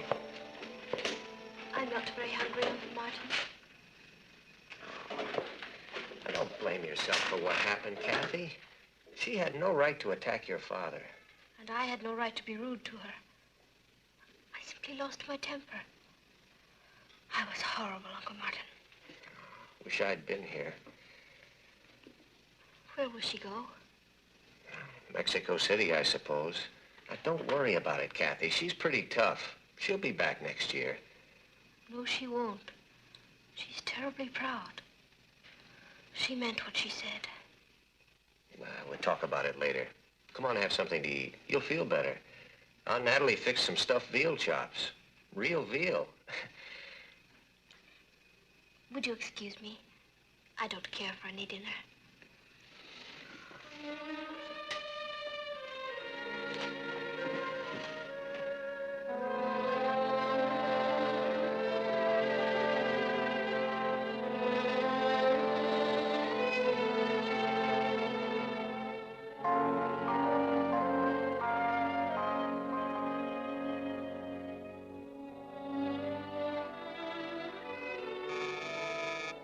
There you are, Ding Ding.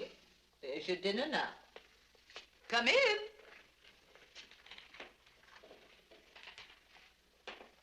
Oh. They sent you to beg me to come back. Well, you're wasting your time. I came to apologize. You only said what everybody's been thinking about me for a long time. Only they wouldn't say it because they wanted my money.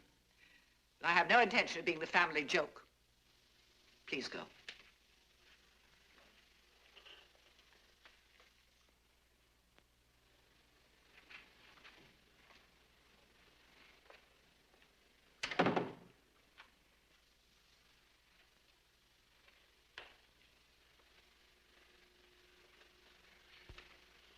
You're wrong, Aunt Pauline. I don't blame you for being angry. What I said was thoughtless and rude and unforgivable. But please don't punish them because of me. They need you. You mean they need my money? They don't care about your money. They've known about the Foundation for Sailors' Widows for years and years. It's you they need. I believe the reason you act the way you do is because you're lonely and you want attention. Then, when people pay attention to you, you get angry because you think it's your money they're interested in.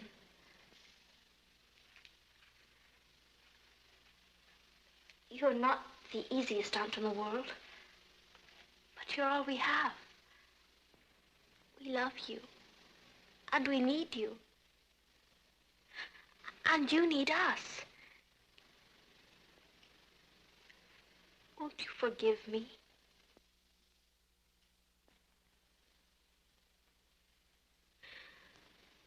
I'm sorry. Goodbye, Aunt Pauline.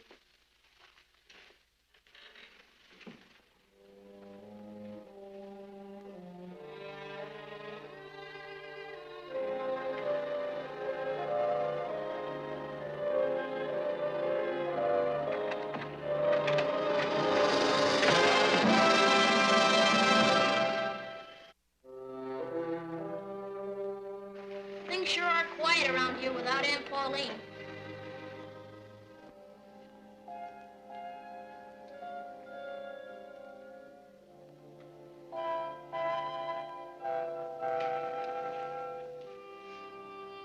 Patty, you want to warm up your zither? Natalie?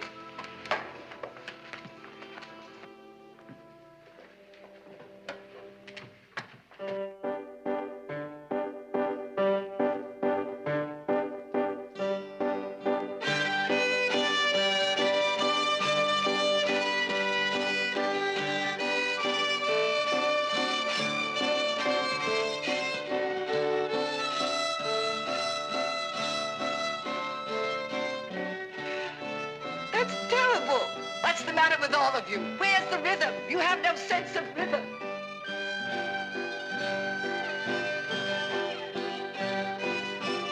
No, that's terrible. Come on now. It's 1, 2, 3, 1, 2, 3.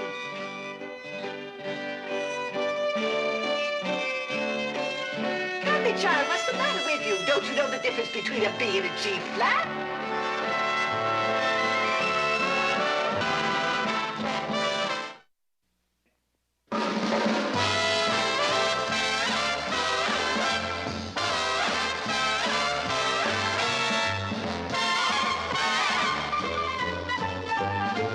Here's Kathy, who's lived most everywhere, from Zanzibar to Berkeley Square. But Patty's only seen the sights a girl can see from Brooklyn Heights. What a crazy pair, but they're cousins, identical cousins, and you'll find they laugh alike, they walk alike, at times they even talk alike. You can lose your mind when cousins. That's what I say. What's the difference? Capri is the lower part of the island. Anna Capri is above it. A little funicular takes you to the top. You know, cousin, it isn't fair. I strained my brain studying about all these crazy places in books, and you've been to all of them. It's a cinch for you. You know why you get better grades than I do? Why? Because you're smarter than I am. No, I'm not. What you said is true, Patty. Father and I have traveled almost everywhere. We spent a week in Capri when he did a feature story on the Grotto Azzurra. This week he's in Greece. Next week he goes to Helsinki to cover the opening of Parliament. Boy, I wish my father were a foreign correspondent. He does lead an exciting life. Do me a favor. When you finish school and go back to Europe to join your father, take me with you. I'm tired of school. I want to get into real life.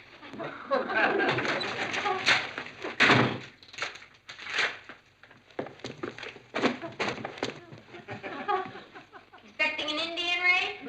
Are you in some kind of trouble, Ross? Boy, am I. You Welsh on your gambling debts and the syndicates after you. Don't open the door. How are we going to find out who it is if we don't open the door? I know who it is. It's a girl. Well, what does she want? Don't ask.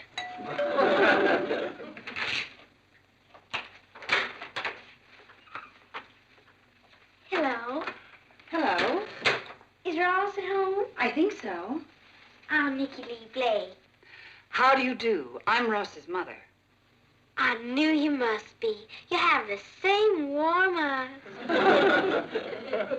Ross? What? I'm gonna hide. Have you seen Ross?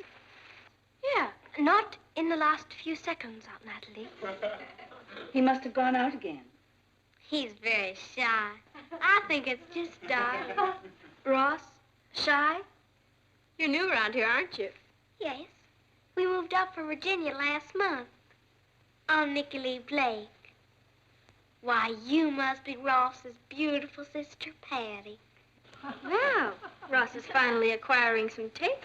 And you must be his remarkable cousin, Kathy. He speaks of you all the time. Does he? The reason I came by is that we're having a novelty leap year dance Friday, and the girls are asking the boys. I want to go with Ross. This isn't leap year. I know. That's what makes it a novelty. Why didn't I think of that? You're not from the South. The boys are to have corsages for the girls, but I'll send my corsage to Ross so he won't have any expense. My father and I will pick him up here Friday night at 7 o'clock. Thank you so much, Mrs. Lane. Goodbye, Patty. Bye. Goodbye, Kathy. Goodbye, Nicky. Now I know why the South almost won the war.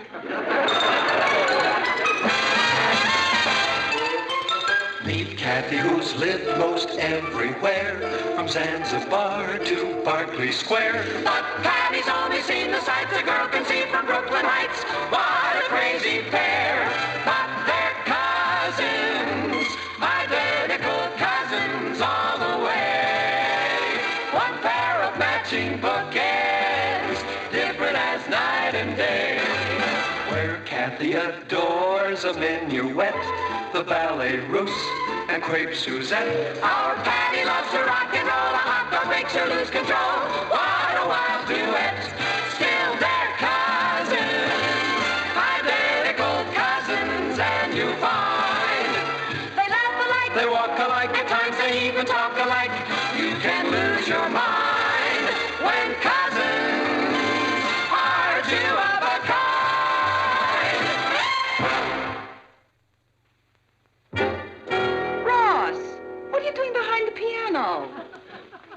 shopping. Mom, you don't know what I've been going through. She follows me everywhere, and she keeps bringing me all kinds of presents. I'm the laughingstock of PS8. Kid.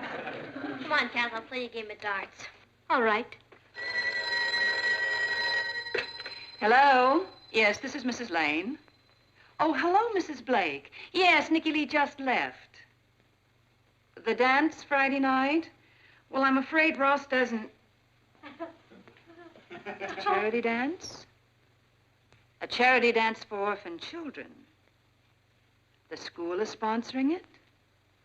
Well, of course, Ross would be delighted to go. Well, that'll be fine. Friday night at 7. Thank you for calling. Goodbye. Mom, what have you done to me? I had to accept, darling. Why would you want to do that to me? I'm your only son. It's for a very worthy cause. I won't go. Oh, you're being silly about this. Of course you'll go.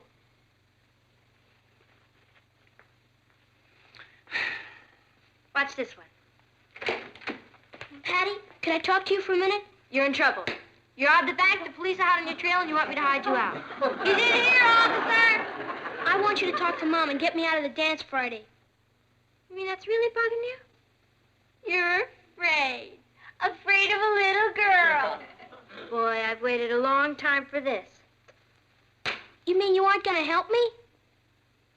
Help you? Do you remember the summer you sold mimeographed copies of my diary? And the time you entertained my boyfriends by showing them baby pictures of me on a bearskin rug? And you're coming to me for help? Ha, ha, ha. Okay, never mind. Patty, Ross really seemed disturbed. Come on, stop worrying. It's only a kid dance. Let's finish our game. Perhaps we should have given him some help. Whose side are you on? It's the battle of the sexes. He'll learn all the tricks soon enough. He's a natural-born monster.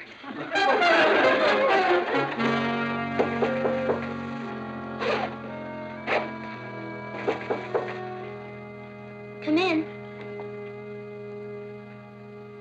Oh, it's you.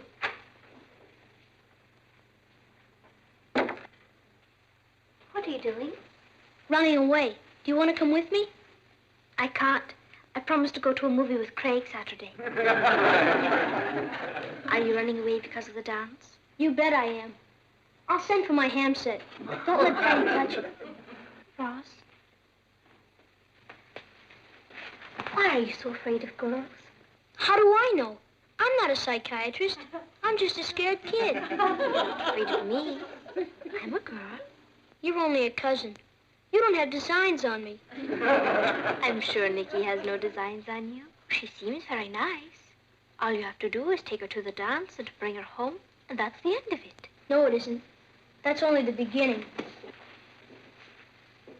First, there's another dance, and they expect you to take him to that. Then you have to take him out to dinner and to the movies. Before you know it, you're engaged, and you have to wear clean shirts. Then you get married, and you have to take your old bride with you on your honeymoon and get a job. And for the rest of your life, it's bills, bills, bills.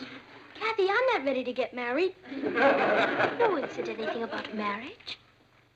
It's only a dance. You don't know Nicky Lee Blake. She's murder. Why don't you tell your mother how you feel? She sold me down the river. All you women stick together. That's how you get us. Goodbye, Kathy. All right.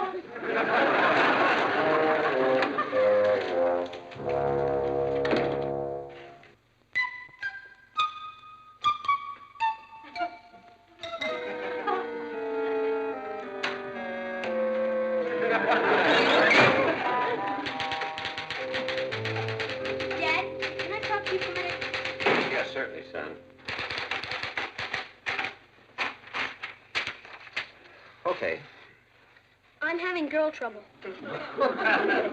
I see. Well, tell me about it. To tell you the truth, I can't see why everybody makes such a big fuss about girls. They're nothing.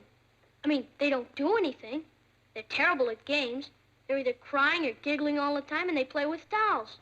You're not even allowed to hit them. That's true. Why would anyone want to give up baseball for that? Well, as you get older, Ross, you'll You'll develop more mature interests. Girls will be among them. Not me. I'm never gonna get married. You have to support your wife for the rest of your life, and what does she do for you? Oh, she'll cook, clean, be a companion, nurse you when you're sick, wash the dishes, do the laundry, bring up your children. Who wants to marry an overpaid maid? You think your mother is an overpaid maid? Well, of course not. I mean, she isn't a woman. She's Mom. They don't make them like her anymore. I agree. But you know, if you're very lucky, son, maybe one day you'll meet someone a little like her. Promise me you won't get your feelings hurt if I tell you something? Of course not. Shoot. I wish I'd found her first. Papa, Papa. It's the Rock Hudson of Brooklyn Heights. Dance with me, Rock. I'm gonna swoon. You think you're so funny? Well, I hate you. What'd I say? Hey. Ross is going through a very trying period right now, Patty. 'Cause he's going to a dance? Because he's going to the dance. This is the first time he's ever had a real date with a girl. That's an important step in his life. So he has butterflies. He'll get over it. You could make it a lot easier for him. Me? When I first started dating, he used to tell my dates insanity ran in the family. He told one boy I was a kissing maniac. I tried live frogs in my pocket. Once. Patty, the important time to forget a person's past mistakes is when he's in trouble and needs you. Well, he's not going to get me. Can I borrow a book, please? Sure. Thank you. Patty, do you remember your first date? Do I? Herman Brinkerhoff. Boy, I had a crush on him. He invited me to his 12th birthday party. After he blew out the candles, he got me in the closet and tried to kiss me. The braces on our teeth got locked. I wanted to die. I remember you came home and begged me to move us to another city. I didn't want to have to face Herman Brinkerhoff again. He was in every one of my classes. You know, Papa, I'd forgotten about that. I was sure a silly kid. I must have cried for a week. What would you do if that happened today? I laughed so hard at... Oh. I fell for the psychology bit, didn't I? Patty, this is a difficult time for your brother. He's discovering a lot of strange new emotions that he never knew he had. That can be very confusing and very painful. I still remember the panic I was in the night of Herman Brinkerhoff's party. I didn't want to leave the house. It was like somebody was shoving me over Niagara Falls in a barrel. Your brother is upstairs going through that same thing right now, Patty. What do you want me to do? Will you lend him your barrel?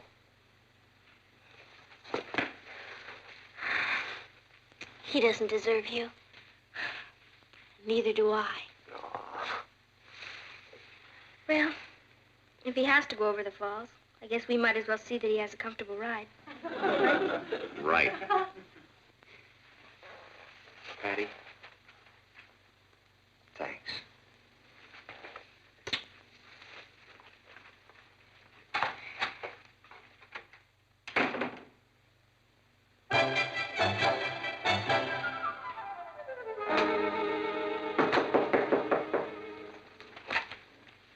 Who is it? Me. Go away. I want to talk to you. Leave me alone. I'm sick. Please open the door, Ross.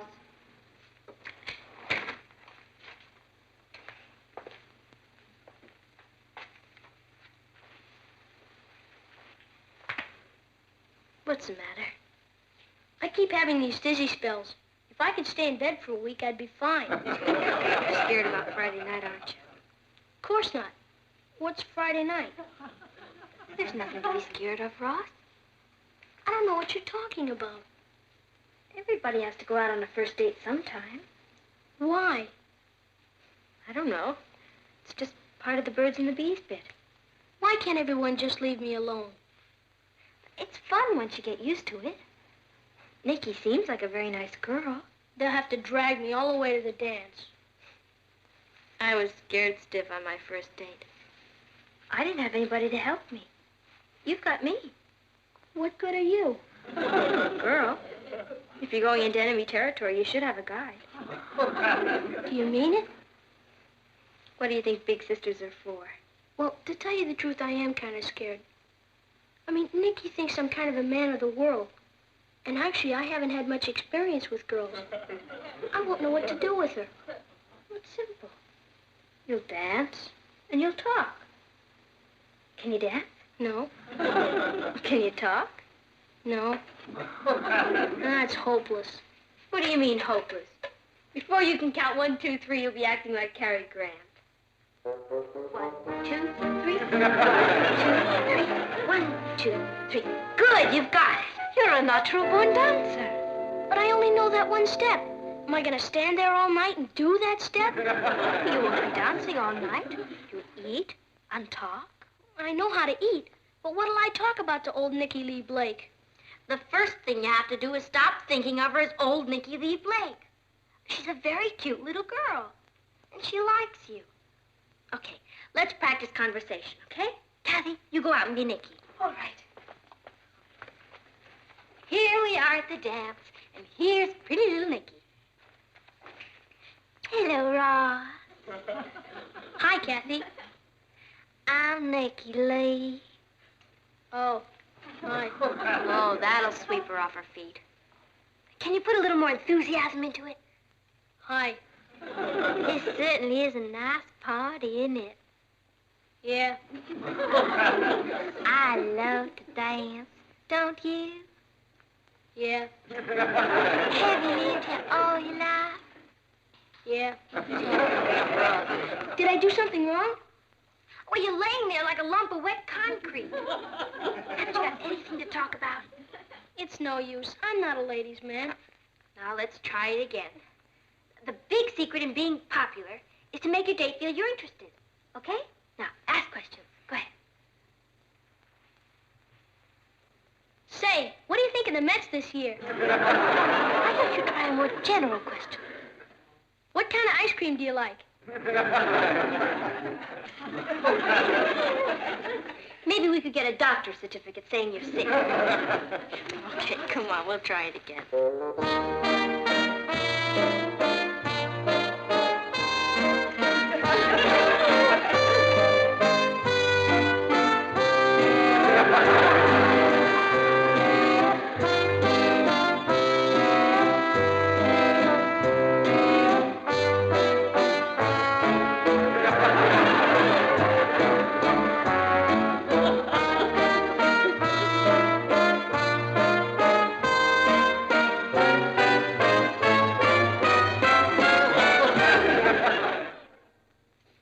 It's almost 7 o'clock. They'll be here any minute. Ross must be up in his room. We'd better go get him. Ross! Come on! It's time to go! Ross! Ross! The crazy mixed-up kids run away.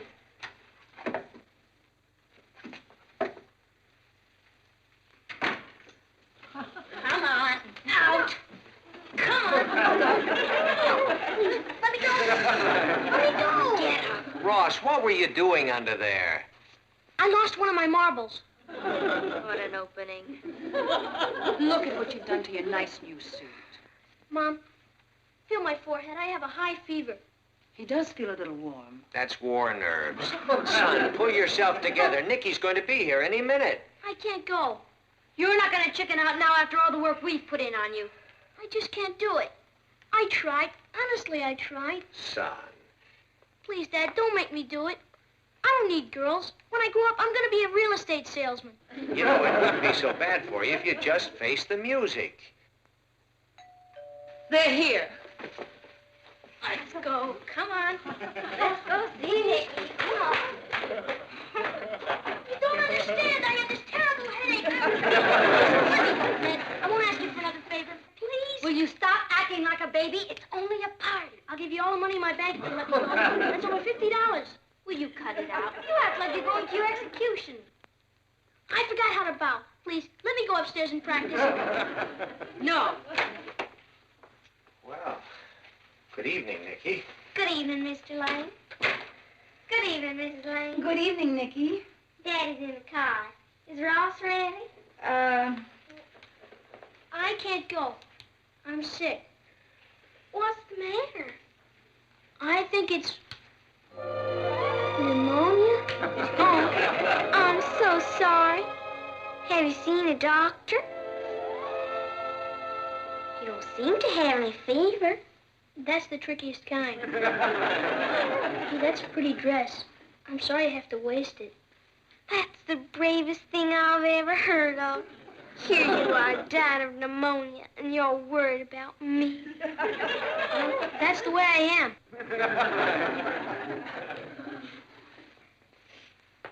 I used to get colds when I was younger. I had one after another. They stopped when I had my tonsils out. I had my tonsils out, too. They gave me ether. Really? I had ether, too. I was a terrible coward about it. You must have been very brave. I guess so. It's different with a man. I'll bet I ate 10 quarts of ice cream after I woke up. Did you really? I like ice cream, too. What's your favorite kind? Strawberry. You got my corsage. Yeah. Thanks. Gee, I'm awfully sorry about the dance, Nicky. To tell you the truth, I'm a terrible dancer. I'm probably the worst dancer in Virginia. Anyway, I like just talking to you. You're the most fascinating boy I've ever known. Me? Fascinating? Oh, yes.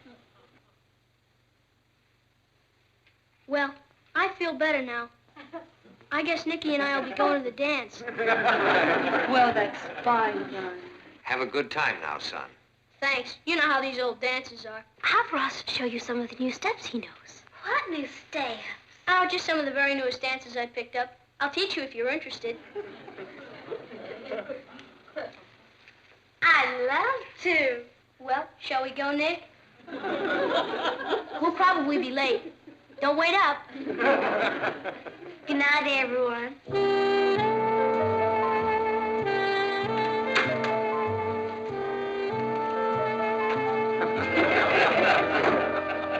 See him? He was debonair. He's a natural-born lady killer. Oh, what are you crying about? Isn't it silly? I feel as though I've lost him.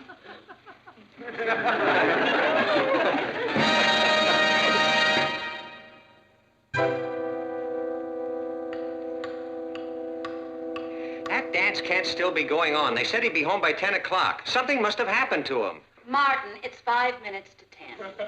Oh. Well, then my watch is fast. You must be too nervous. He's here! He's here!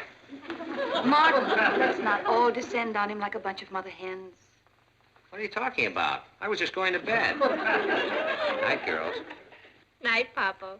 Good night, Uncle Martin.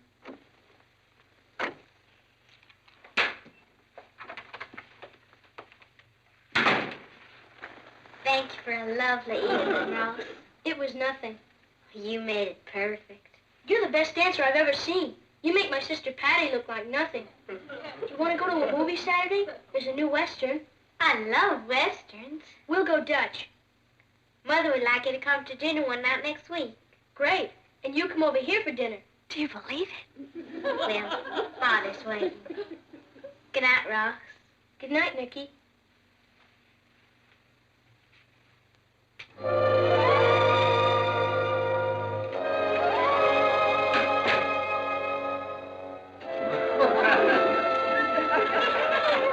Hi, Kat. Hi, Sis. How was the party? Okay. You know how dances are. You've been to one, you've been to them all. How'd you get along with Nicky? She's okay, I guess. I see. Well, I'm gonna hit the sack. Good night, Kathy. Good night, Ross.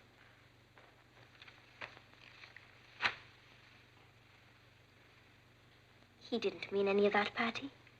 Let's face it, he's selfish and ungrateful. When I think of all the trouble we went to so that he... Oh, I forgot. What?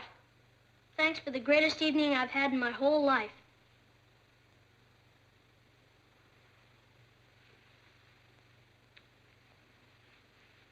Good night, Ross.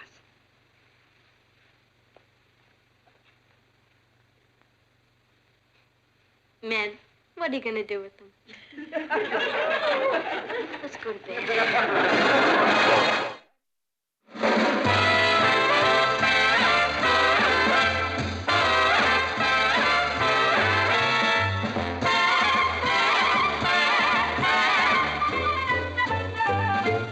Here's Kathy, who's lived most everywhere, from Zanzibar to Berkeley Square. But Patty's only seen the sights a girl can see from Brooklyn Heights. What a crazy pair, but they're cousins, identical cousins, and you'll find they laugh alike, they walk alike, at times they even talk alike. You can lose your mind when cousins are two. You've lived in Europe too long, cousin. Time you got acquainted with some of our swinging American customs. What does one do at a slumber party? Everything but slumber. Oh, boy. Mom, tell him. Ross, these are for the slumber party. Can I join the party? No. If you step 1 foot out of your room tonight, I'll clobber you. Who wants to watch a bunch of crazy girls in pajamas anyway? You've seen one, you've seen them all. Mom, couldn't you put them up for adoption? Gee, they look good. Maybe I could have the gang over for a cookout Saturday. Well, I don't know why not. Because my girls' club is meeting here Saturday. Oh. Maybe the Saturday after that? Oh, I'm afraid my civics club is meeting here, but we'll find a day for your cookout. Sure. Will you please get out of my way? Who are we expecting, the 6th Army? The 8th. Do you want to play a game of chess, Dad? You don't play chess. You could teach me. I'm a quick learner. No, not tonight, son. Then will you watch television with me? Yeah, I've got some reading to do. Sure. Well, I guess I'll go to bed. Have a nice party. Gee, I wish there was someone in the family younger than me so I could pick on them. Oh, leave me alone. They're here. Mom. We're going. Wish I knew how customs like this got started. Make it a lot easier to help stamp them out.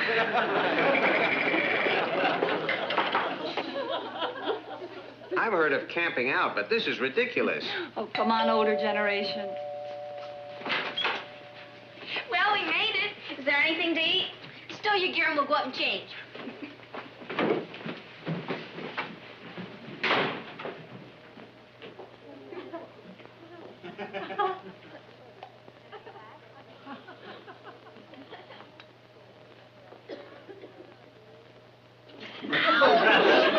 Get out of here, you Benedict Arnold. What'd you do that for? I was walking in my sleep. Then start running in your sleep, Buster, all the way up to your room. If you come down here once more tonight, I will personally kill you. Boy, when I grow 6 more inches, am I gonna get you?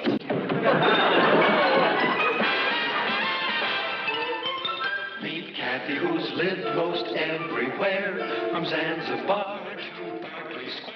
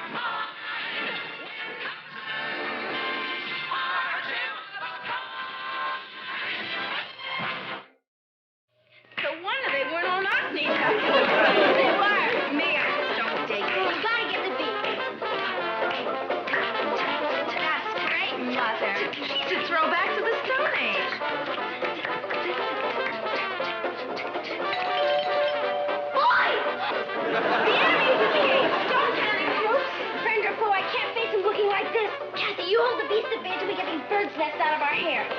I'm in my night clothes. Put the chain latch on the door. The lawn man upstairs says no boys allowed.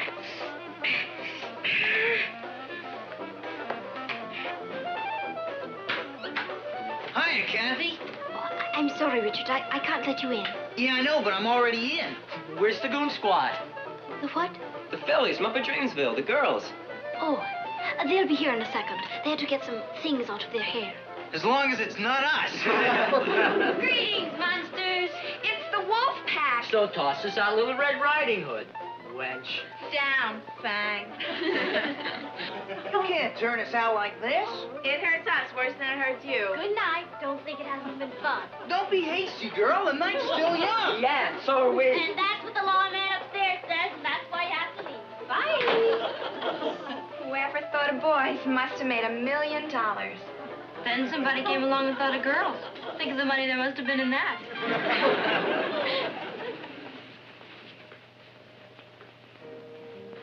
I'm famished. Boys give me an appetite.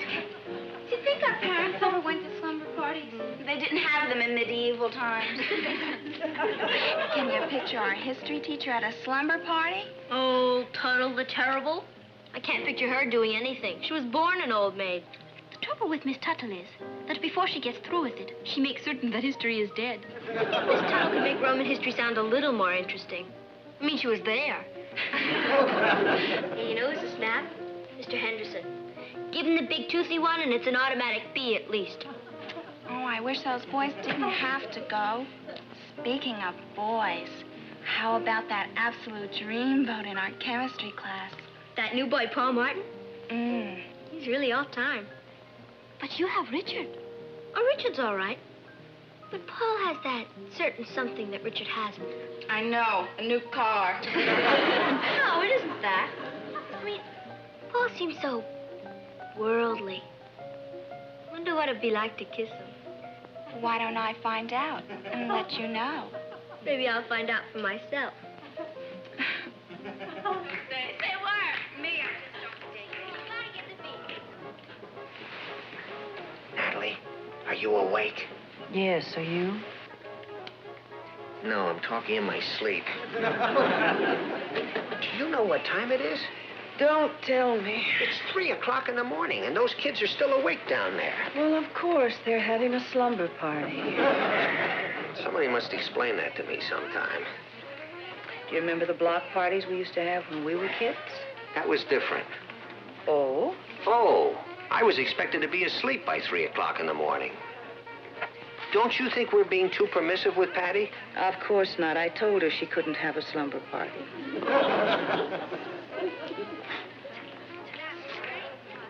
Listen to them. They sound like a gaggle of geese. What in heaven's name do they find to talk about all night? Boys, food, boys, teachers, boys, clothes, boys. I'll certainly be glad when they're over this stage and a few years older. No, you won't. Why not? Because Patty and Kathy will probably be married and living in their own homes. And we'll remember tonight and them downstairs with their friends at 3 o'clock in the morning. And we'll be grateful for tonight. Yeah. Can't win, can you?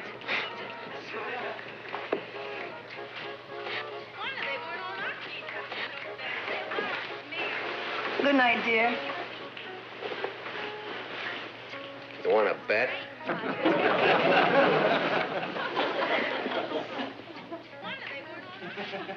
Thanks, Patty and Kathy. It was dreamy. We'll do it again next week. My house next time. Okay. Gee, I hope breakfast is ready when I get home. Bye-bye now. Bye. Bye, Patty. Bye. I'm exhausted. It's the first time in my life I've ever stayed up all night. Yeah, but wasn't it a gas? Are human beings allowed in here now? Hi, Papa. Good morning, Uncle Martin. How was the orgy? A blast. Yeah, that's what it sounded like from upstairs. Oh, I'm sorry if we kept you awake. Think nothing of it. I'm going to curl up with a good newspaper. Your mother is upstairs, sleeping off the party. That's what I'm going to do. I can't stay awake another minute. Me too. Richard's taking me to the movies this afternoon. I don't want to fall asleep in the middle of 13 bony men.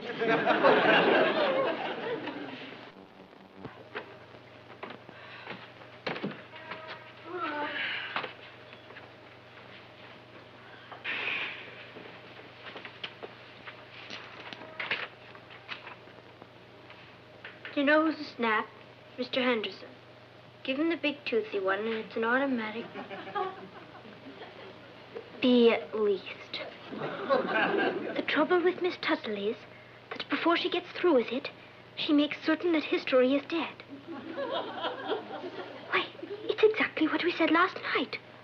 Word for word. Observe the handwriting. It's that of Brother Rat. But how could he? I don't know how could he, but we're gonna find out.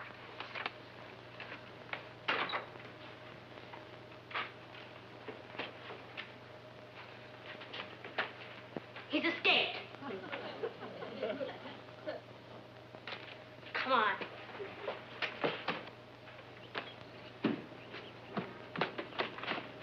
Hey, you. Oh, hi, girls. You promised you weren't going to listen in on us last night.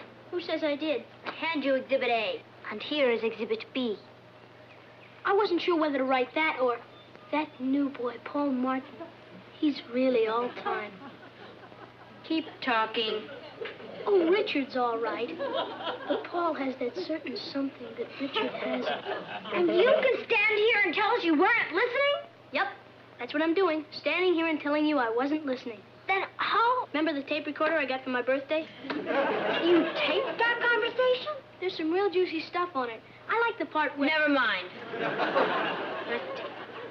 Locked in the safety vault at the bank, with orders that if anything happens to me, it'll be played at my funeral. It's not in any safety vault. This is Sunday. Hand it over. See my attorney. I'll see your parents. That's who I'll see right now. One word to Mom and Dad, and I play the tape for Richard. Ross, why are you doing this to me? What have I done to you? Nothing. But all of a sudden last night, it hit me that no matter how old I get, I'll never be older than you. Now, for a while, I can be. I want a little attention paid to me around here. Why are you doing this to me? You're just an innocent bystander. When I find that tape, I'm gonna strangle you with it. You won't find it. By the way, I've got a lot of homework. I'd like it done by tomorrow. Why should I do your homework? Not you, Kathy. I don't want to flunk. Why should I do your homework? The trouble with Miss Tuttle is... Where is it? On my desk. You can make my bed and clean my room. You monster. If you think you're going to get away with it... It seems so worldly. I wonder what it would be like to kiss you. What are we waiting for?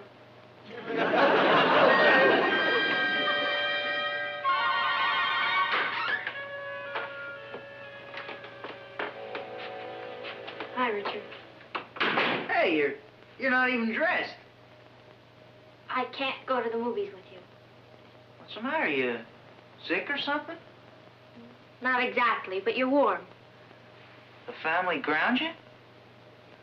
Well, then what's the matter? I just can't go, Richard. I've got a headache, I think. You think? Either you've got one or you haven't. And I've got one, a big one. It's bigger than both of us. Someone else? How could you say such a thing? Easy. I've seen you eyeing that Paul Martin character in chemistry class. He doesn't mean a thing to me.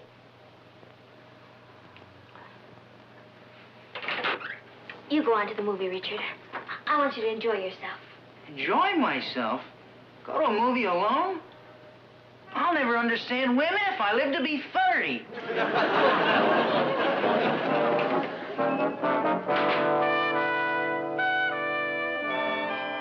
The capital of Uruguay is Omaha, Buenos Aires. Montevideo. Why? Hello, Uncle Martin. I just thought it was time we learned more about our Latin American neighbors. Well, that's Ross's homework you're doing, isn't it? Ross had an important ball game. And you're cleaning up his room for him. Now, you never set foot in here. You always said it wasn't fit for pigs. It is now. How did he con you two into this? Oh, he didn't. We offered to do it. He looked sort of pale, and we told him to go out and get some fresh air or something. Girls, are you sure everything is all right? Fine, Uncle Martin. Sure. We'll do this for Ross, and he'll do something for us someday. I'd like to live that long.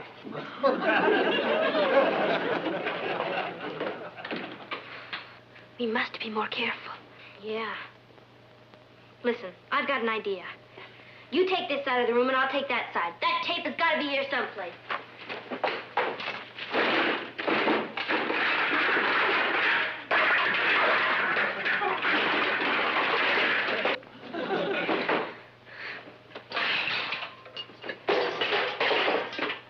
You must have swallowed it. Perhaps he has it buried somewhere. It has to be here. But I give up. Come on, Kathy, let's go. Go? Oh!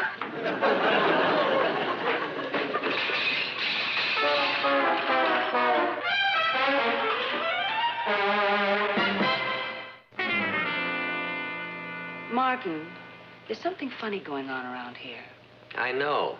Patty and Kathy are upstairs cleaning Ross's room. Well, he had a very important ball game. Patty even broke a date with Richard to go to the movies. Wish I knew what was going on. Why don't we ask this gentleman? I have a feeling he knows. Hi, Mom. Dad. What's wrong? Is my face clean or something? Ross, I saw Kathy doing your homework today. And I saw Patty cleaning your room. How do you like that? You can't beat girls. All we want to know is why. That's just because Patty's a great kid. After all, she comes from wonderful parents. Flattery will get you nowhere. What have you got on her? Gosh, can a girl do a good deed for a brother without everybody getting suspicious? In your case, no. It's the unanimous opinion of her wonderful parents that something shady is going on. Dad, there isn't. She just loves me like a brother, that's all. Whatever it is, we'll probably never find out. You know something? I'm glad.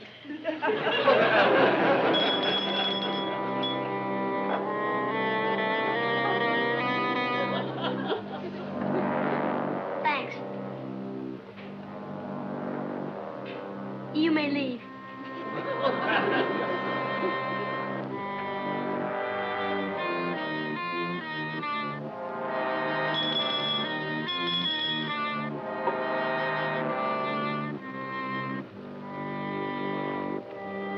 Turn it on. Not that one, Channel 7. You may go.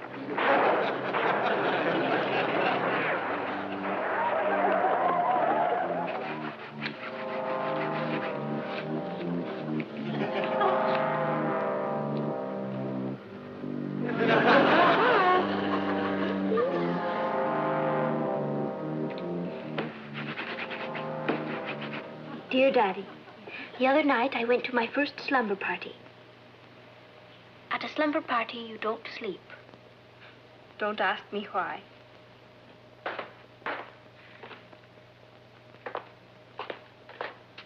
He's giving me a coffee break. There must be some way to stop him. Do they sell hand grenades to minors? I don't think you'll have to find out. I have an idea. We can't drown him in the bathtub. He never takes a bath. I know how to find out where he's hiding that tape recorder. We will have to wait for the proper time, but I know it will work.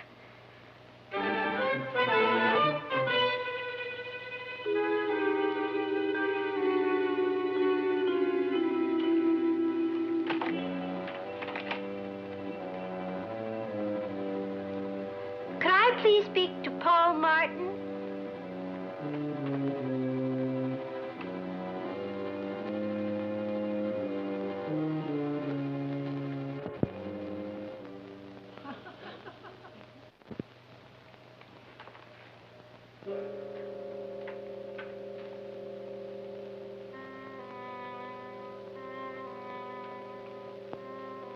Paul, it's Patty, dear.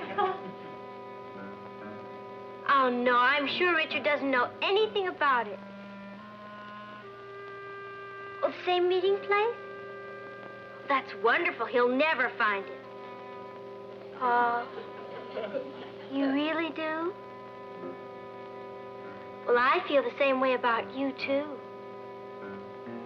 Same place. Tomorrow? Darling, you know I'll be there. Bye.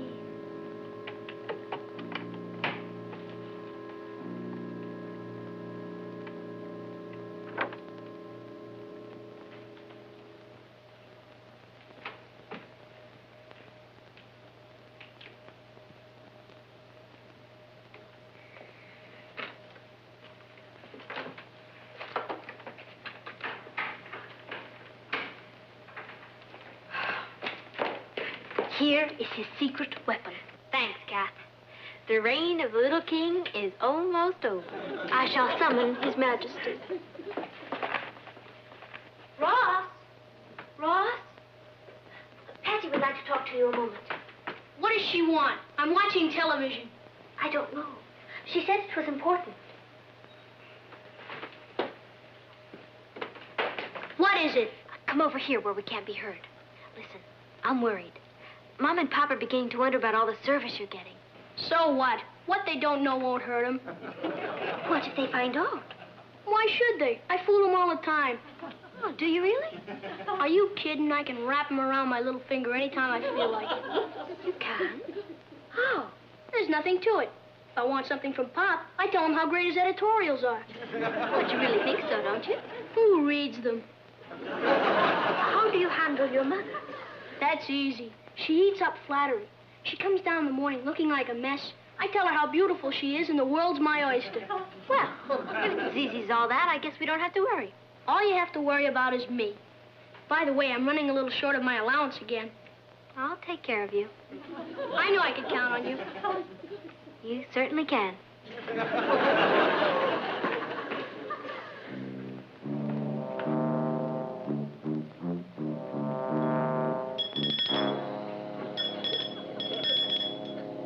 Patty! Kathy!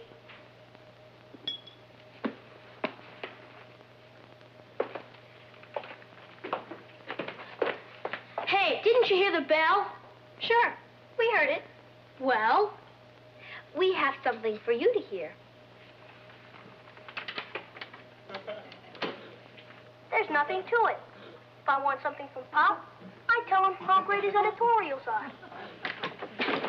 Not this time, buddy boy. The king is dead. Long live the queen. You aren't going to play that for Mom and Dad, are you? You bet we are. I was only showing off. You know I love them. It would hurt their feelings. Look who is suddenly worried about hurting people's feelings. All right, we won't give it to them. As long as you do exactly what we tell you. All right. You may leave. Do you know, Patty? I feel sorry for him. Save your sympathy. We've got him just where we want him. Ross? Hi, Dad.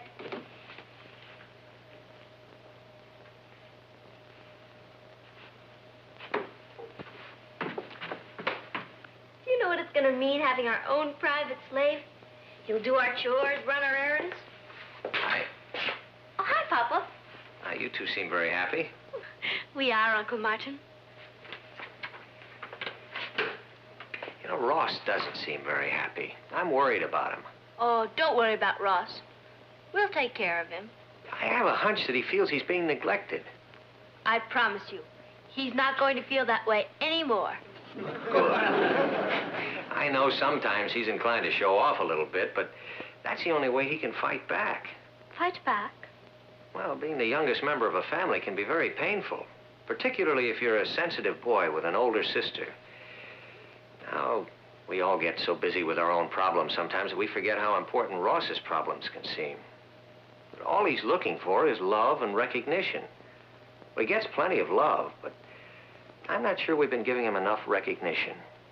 So I know I'm going to try a little harder, and well, I'm glad you're going to help. Well, going back to what you were doing.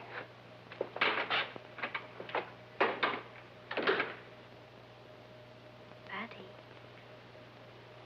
Don't say it. We lost our slave. Any more hot dogs? I want some more chili. Sure, we're loaded. Do you mean to tell me you ate all that food already? You'll get sick. care. What? If I get sick, you make the best hot dogs and chili in the whole block. Thanks. Promise you won't think I'm a sissy if I tell you something? Promise. I love you.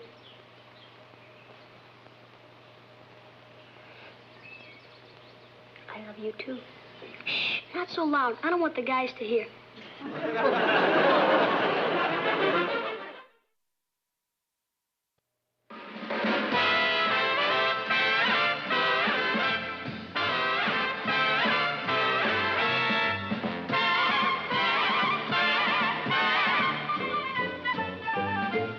Here's Kathy, who's lived most everywhere, from Zanzibar to Berkeley Square. But Patty's only seen the sights a girl can see from Brooklyn Heights.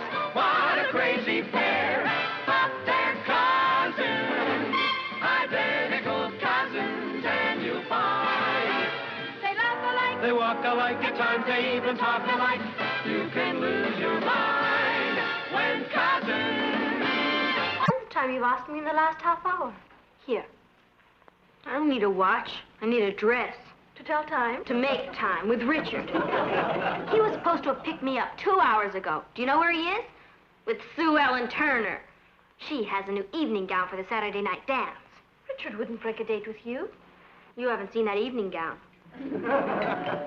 There he is. His Royal Highness has finally decided to show up. Well, he's not going to keep me waiting for 2 hours while he's out with another girl. Patty, don't worry. I'm not going to bawl him out or get hysterical and cry. I'm going to be very aloof. I'm going to be very calm, sophisticated. I'm going to say to him, Richard, that's the most inconsiderate thing I've ever heard of. I've been waiting for you for 2 hours, and if you think you can just come around whenever you feel like it and tell me you're sorry, and that it'll never happen again, and that you want me to take you back, well, I won't do it. I don't care if I ever see you again. Sue Ellen Turner can have you for all I care. Oh, you can take Sue Ellen to the dance Saturday night. Okay, I will.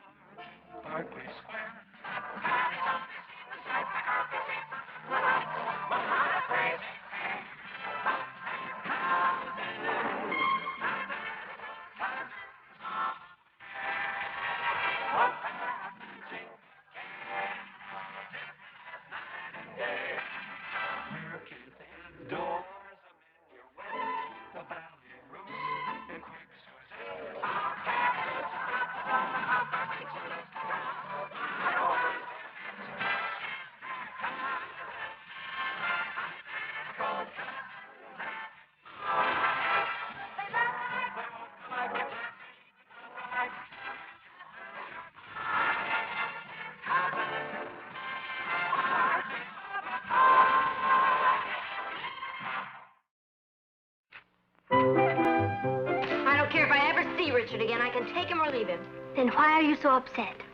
I don't mind leaving him, but I don't want him to leave me. Richard said he misunderstood about Saturday. I'm sure if you called him, everything would work out. Do you think I would stoop low enough to call him? What did he say?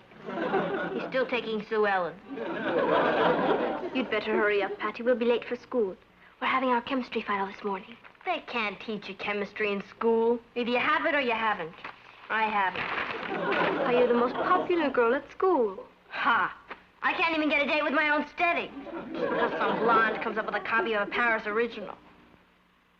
You know, it's funny about boys. You think you have them all figured out, then whammo, you're nowhere. Yesterday I was an expert. Today I'm a wallflower. That's it. That's what? The dress I'm wearing to the Saturday night dance. I thought Richard broke his date with you. Well, he'll unbreak it when he sees me in that dress. But, Patty, it's so expensive. Where will you get the money? Papa will give it to me. Are you certain? Positively. I can wrap him around my little finger. All I have to say to him is, Papa, darling. No. Are you serious? Test me. But it's for the dance Saturday night. It'll be the most important dress of my whole life. You don't need a dress that expensive, Patty. Papa, if I don't get the dress, I'll lose Richard. That's the first promising thing you've said yet. I'm old enough to pick my own dresses. Honey, when you're old enough to earn your own money, you'll be old enough to pick your own dresses. But while your mother and I are paying, we're picking. I'll pay for it myself. All I need is an advance on my allowance. You're already well into next year. Boy, they talk about teenagers going through a difficult stage. What about parents? Now, Patty, there's very little that your mother and I refuse you. Yeah, but when you do, it's a matter of life and death. I'd hardly put Richard in the category of life and death. I could lose him. I don't think that's going to happen. He never even dates any other girls. That's just it. He thinks I'm great because he has nobody to compare me to. You should see Sue Ellen. That's really unfair competition. Don't underestimate yourself, honey. One date with her and he'll probably never look at me again. Patty, if Richard is so fickle that he can be swayed by a dress, do you really think he's worth having? Yes. Now, will you buy me the dress? No.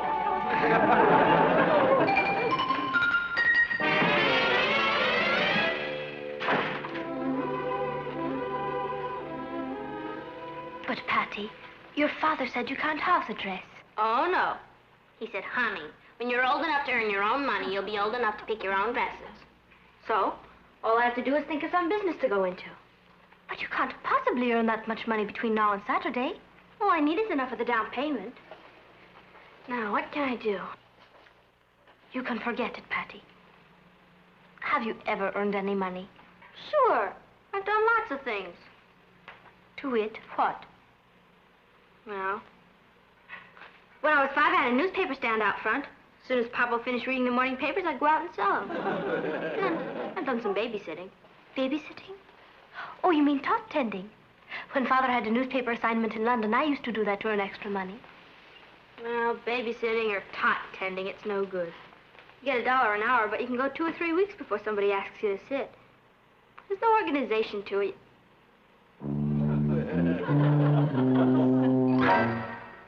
An organization for babysitting. And that's why you brought me over here? And all the nutty ideas. Nutty idea? That's what they said about Columbus when he went looking for America. Don't you see? If we organize all the babysitters at school to work for our agency, and they pay us a commission. Why? Because we get them the jobs. The people with the babies call our agency. Why? Because they can make one call and be sure of getting a babysitter trained in talcuming, burping, diapering, and pablumum. And who trains them? We do. All right, I do. But it's silly of me to explain all that to your executive brain. It's sure... My what brain? Executive. I mean, you'd be sitting behind that big old desk. Doctor's babysitting service. A one-sitter? Right. What address? Bring. Hold it, please. Doctor's babysitting service, Richard L. Harrison speaking. Bring. One moment, please. Doctor's babysitting service, Richard L. Harrison, president and manager speaking. I mean, you'd be doing all that and assigning the sitters. Okay, boss, 320 Park Avenue. Right, old boss, I'm the double boss. And, of course, you'd also be busy handling the agency commissions and putting our profits in the bank. Well, I can see you're gonna need someone to run it for you, or you'll make a mess of it. You said it, boss. What's that, doctor's babysitting service? Well, I sat for Dr. Fletcher once, so I'm a doctor's babysitter. And it's obvious to a big executive brain like yours that calling it that will give parents confidence in us. Won't it? Yes, it will. Yes, it will.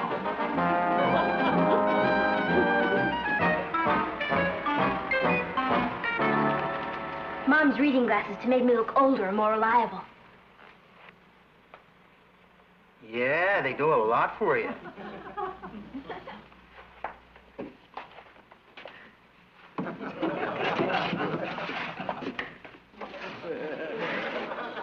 J.R. Gresham.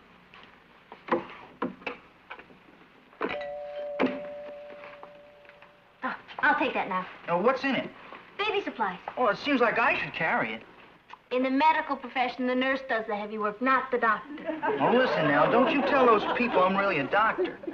Well, all right. Are you still taking those pills for your stomach? Sure, in the morning and before I go to bed. Well, at least I can say you're taking medicine. Somebody's coming. Well, here we go, our first call. Good luck. Are you Mrs. Gresham? Yes?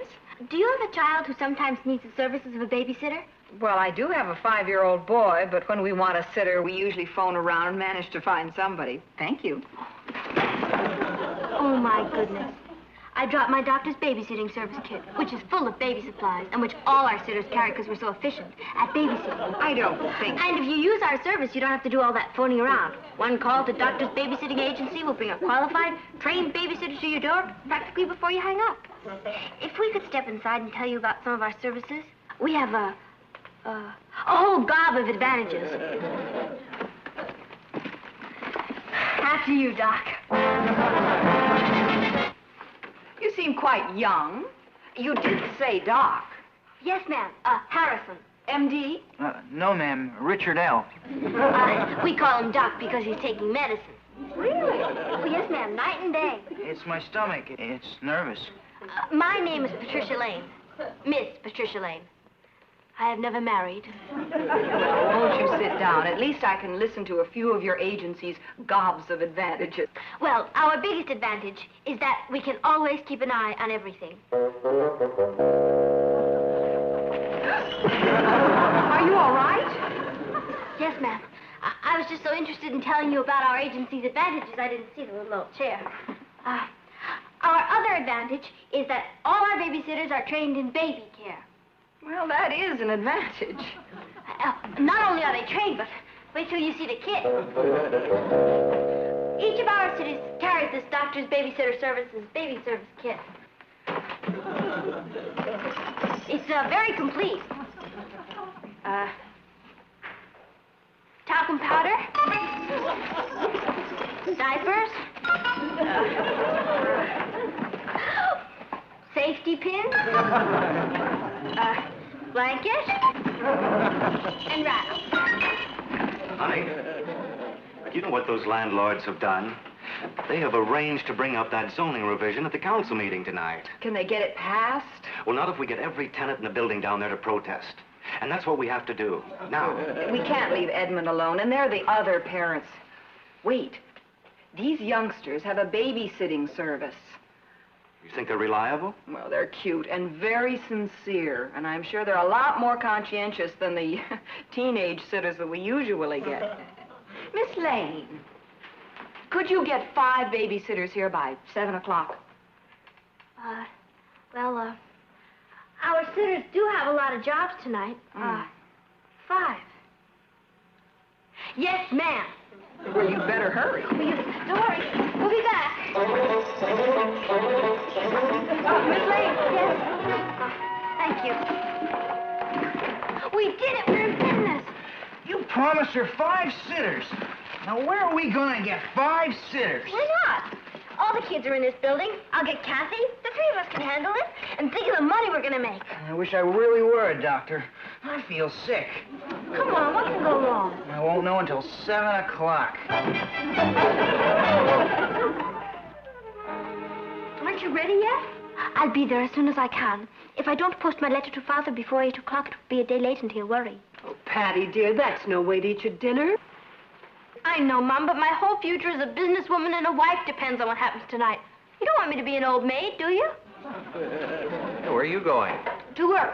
Remember, you said if I earned it, I could buy it. Buy? Bye. Buy what? Bye,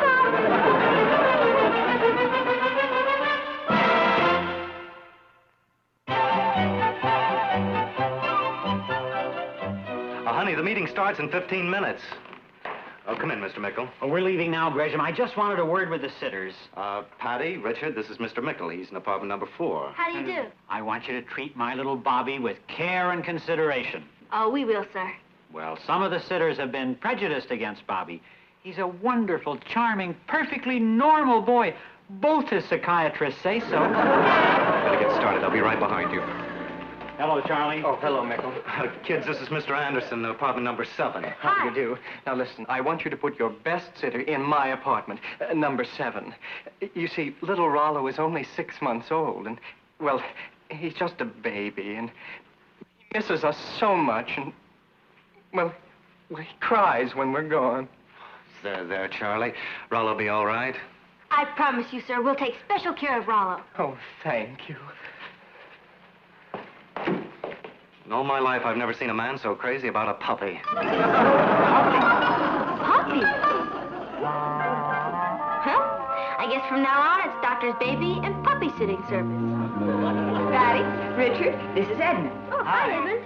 Now, he can stay up and watch TV until 8 o'clock, but after that, it's sleepy bye. Good night, son. Goodbye, Daddy. Goodbye, Mommy. Well, you get Edmund started on his television. I'll go open the doors to the apartment so we can hear anything that goes on. Good idea. What do you want to watch tonight, Edmund? I want Wagon Train. Wagon Train isn't on right now.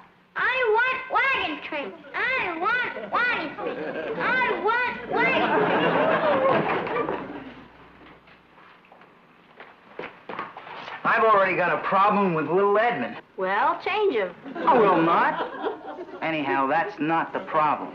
All right, I'll be there in a minute. I want to look at our puppy. Hello there, nice puppy. Come on, nice to watch it.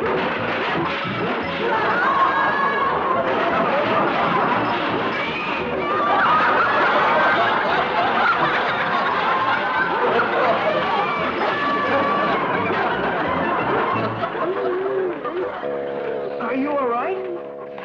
Oh, fine.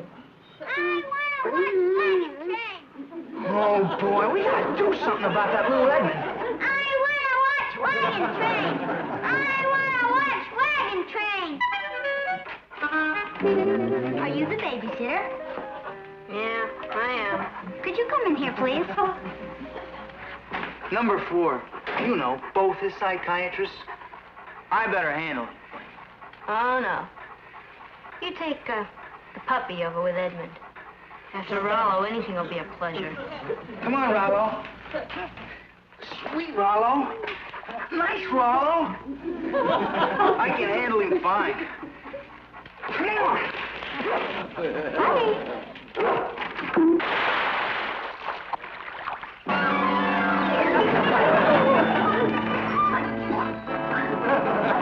You all right there, babysitter?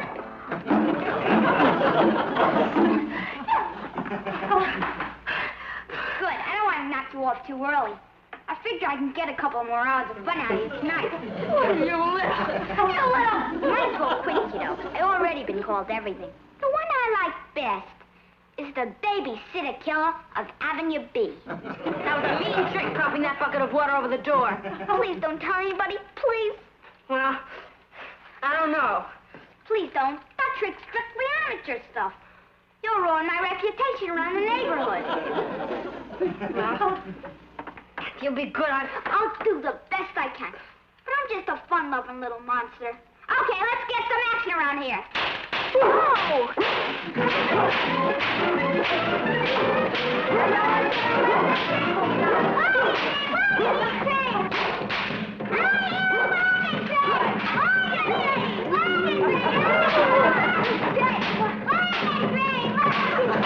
I'm sorry I'm late. How is the babysitting business? Business? It's war!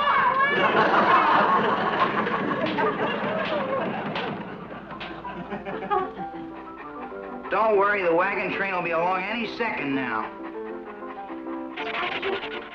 Bobby promised he'd be good if we read to him. So Patty went to get his book. I have both babies in the other bedroom. They're sleeping beautifully. After a while, I'll move them to number 6. Well, here's his bedtime storybook, The Life and Times of Jack the Ripper. You didn't expect me to go for that Mother Goose jazz, did you? I have to get back to my nursery. If you need me, call. My healthy little body is too charged with energy to listen to a book. I want you to play a game with me. I know a nice little game I'd like to play with you. Richard, I think that's illegal. I want to play pin the tail on the donkey. All right, if it'll keep him out of trouble, I'll play with him. I'll play with you, but we won't play pin the tail on the donkey. Okay, you ain't got no donkey anyway. We'll play finger in the ear. Finger in the ear? I close my eyes and see if I can put my finger in your ear without looking. Okay, but we'll do it the other way around. I'll put my finger in your ear. Well,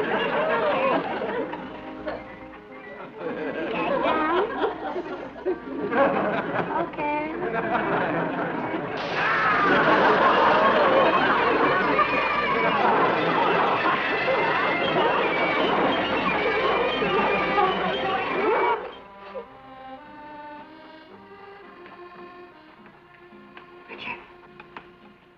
him into bed. He's asleep.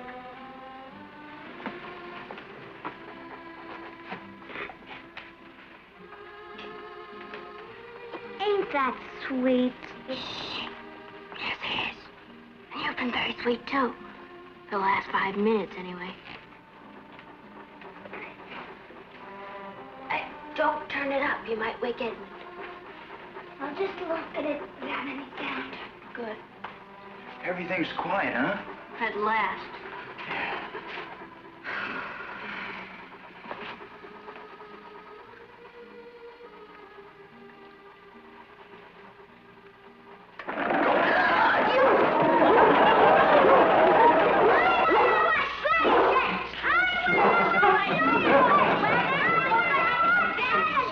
The parents will be back any second if the Greshams find Edmund awake. Oh, boy, I'm just naturally good at being bad. Put him in the babies. I'll get him to sleep. Perhaps you'd better go too and let me handle Bobby. Oh, no, I got us into this. I'll handle him. You're the boss. You heard what she said. From now on, I'm gonna boss. Sit there.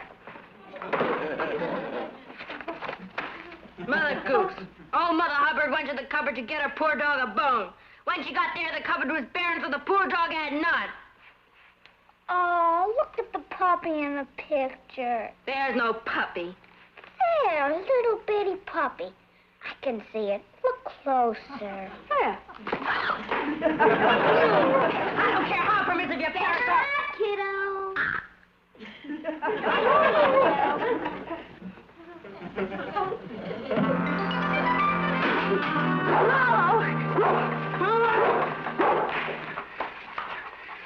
That Bobby's not to be believed. I don't know what he'll do next. I think we'd better find out. I'll go peek in the Gresham's kitchen to see what he's up to. The parents are back.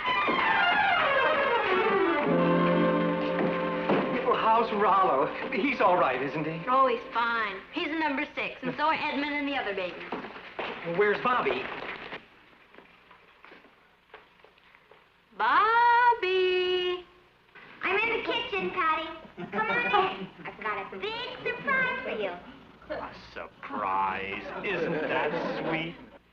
Why don't you go in and you surprise him? Bobby? You all messy, Patty? I'll clean you off.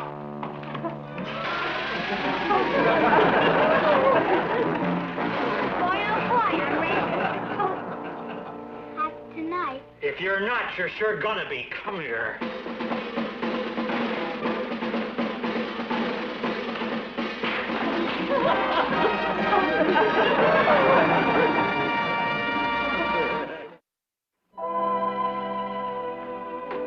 Kathy, you look beautiful. If you didn't have a date tonight, I'd take you to that dance myself. Thank you, Uncle Martin. Isn't Patty ready yet? She's putting on the finishing touches. Raising a daughter is really an education. For instance, men always wonder when it is you women start being late for dates. You start in your teens. We need to practice.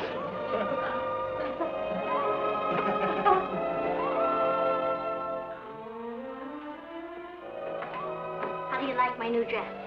You look too good for Richard Harrison. So you must have really impressed him with your business ability for him to break his date with Sue Ellen and take you out. I didn't impress him. I put him in a state of shock. He's taking me out because he says I'm helpless without him. That's a marvelous approach, dear. Remember it. You mean it's been used before? Well, I won't say it's old, but I'd be willing to bet that Eve asked Adam if he'd mind reaching up and pulling down the branch so she could pick the apple. There's the boy. Hi. Hi, Patty. Good evening. Hi, Kathy. Here's your corsage. Thank you, Craig. Here's the corsage I brought for you, Patty. And here's one I found on the doorstep. On the doorstep? To Patty from a secret admirer. Oh, some guy's got a lot of nerve. Who sent it? How do I know? Is a girl expected to know all our secret admirers? Well, let me see it. Bobby. Bobby? That little monster. That's some secret admirer. Don't laugh. It was very sweet of him. Gives you kind of a warm feeling to know you reformed a bad little boy. Whatever you say.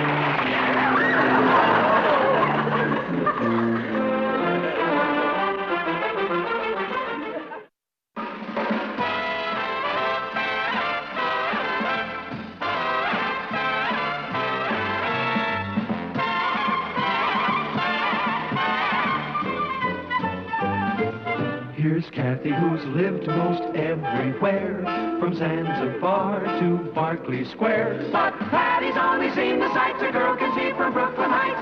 What a crazy pair, but they're cousins, identical cousins, and you'll find they laugh alike, they walk alike, at times they even talk alike. You can lose your mind when cousins are Strychnine or sulfuric acid? Sulfuric acid. And besides, strychnine leaves such an unpleasant aftertaste. Go ahead, laugh. What do you care if the whole entire student body cries itself to sleep tonight? Would you be willing to tell us what the whole entire student body will be crying about? The basketball team. We're going to lose the big game. Don't be silly, child. For the first time in 10 years, we've got a team that can't lose. And with Stretch Edwards in there, we're a cinch to win the league title. That's the point. He's not in there. He left school today. Stretch can't leave. I mean, the big game is only a week away. Hi, everybody. Isn't it lovely? It was expensive, but worth it. Isn't that a Ferranti original? That's right. It's beautiful. Only one in the world like it. I'm going to have shade made for it. That's nice. It's made of Carrara marble. It's wonderful. Now, tell me about Stretch. His father got a job in Detroit. They moved today. Well, somebody should have talked to his parents. They did. The principal, the coach, and the president of the student body. Is basketball really worth all that fuss? It is when you spent 10 years with a losing team and you finally get a chance to make mincemeat out of the opposition. Why can't they fly Stretch back for the game? Papo, if a student lives out of the district, he's ineligible. And so everybody just sat around and did nothing while we lost the greatest center that Brooklyn Heights High ever had. Why didn't you tell me this before? I just found out.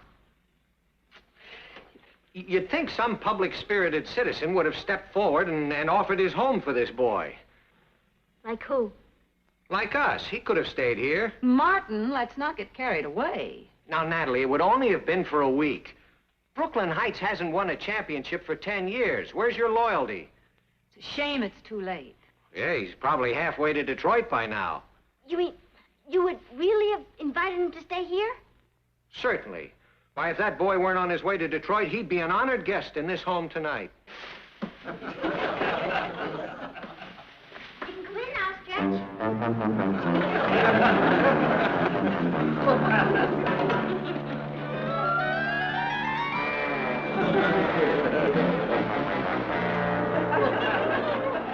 Yeah. Come on in, Stretch.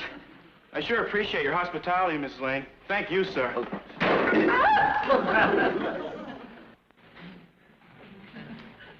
They don't make Carrara marble like these.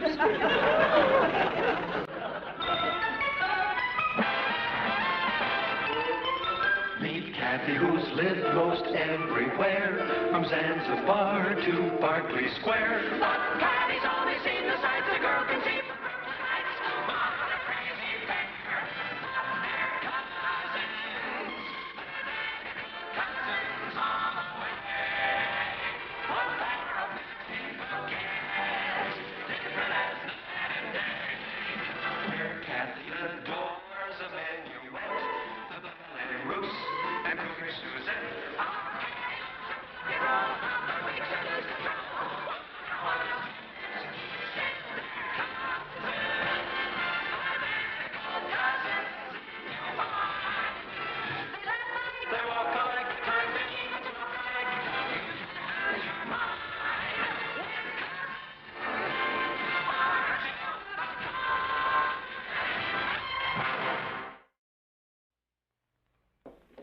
You sure cook a lot like my mother, Mrs. Lane. I imagine she spends most of her time in the kitchen. She always said I could eat faster than she could cook. I believe her. Basketball players have to eat a lot to keep up their energy. There certainly is a lot of them to keep up, isn't there? I'm going to be a basketball player, too, as soon as I put a little height on. Say, while you're here, do you think you could teach me some basketball plays? Stick to checkers. Boy, when I grow 6 more inches, am I going to get you? I'll clear the table. Why don't you go in the other room? I'd like to help, Mrs. Lane. Oh, never mind. The girls will help her. I really want to help. I appreciate everything you've done for me.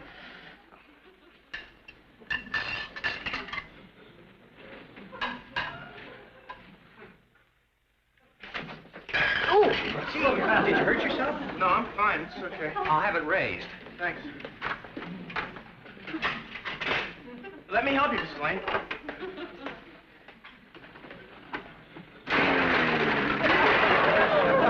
Gosh, I'm sorry. Oh, don't give it another thought, boy. That just goes to prove what great shape you're in. Right? Wrong. These should work nicely. Cuckoo, one for each foot. Isn't it wild having Stretch here? He's a bit awkward, isn't he? Not on a basketball court, he's not. Stretch Edwards is the greatest center Brooklyn Heights High ever had. So he can toss a ball in a basket. He scored over 30 points in all the games this year. If Stretch Edwards isn't great, I'd like to know who is. Vladimir Horowitz. Where does he play? Philharmonic? Oh, that's Vladimir Horowitz. Boy, wait till I tell the guys Stretch Edwards slept here. They'll flip. I sure wish he'd teach me how to play basketball. Gee, this looks great. All set, Stretch. We put an extension on for you. Oh, it feels good. Sit? Sure does. Perfect. Good. You sure you're comfortable? Sure. Thanks a lot. Good night, Stretch. Good night, Daddy. Good night. Good night, Ross. Sleep well. Night, Stretch. Night, Ross.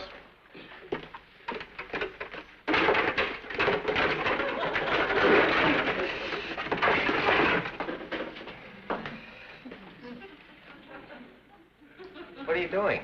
Figuring our losses. Let's see, $85 for the lamp, $6 for dishes, about $200 for a new refrigerator. Honey, accidents can happen. Especially with Stretch around. It's like having King Kong in the house. It's always a little awkward. Say his folks moved to Detroit. Yeah? I wonder if they gave him the address.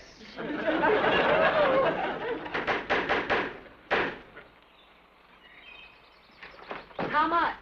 Of course. Oh, it's $14.95. Now, don't worry about it. When Stretch leaves, Ross can use it. Hey, come on, Stretch. Try a few shots. Come on. Come on, Stretch. Great Stretch. Beautiful. Isn't it a little close to the house? Certainly not. That boy's got the eye of an eagle. And the grace of a hippo. There you go.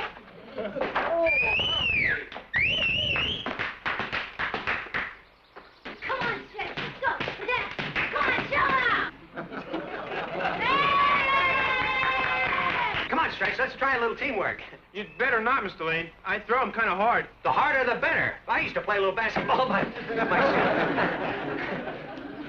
Okay, Stretch. Come on, let's Now, hit me right under the basket.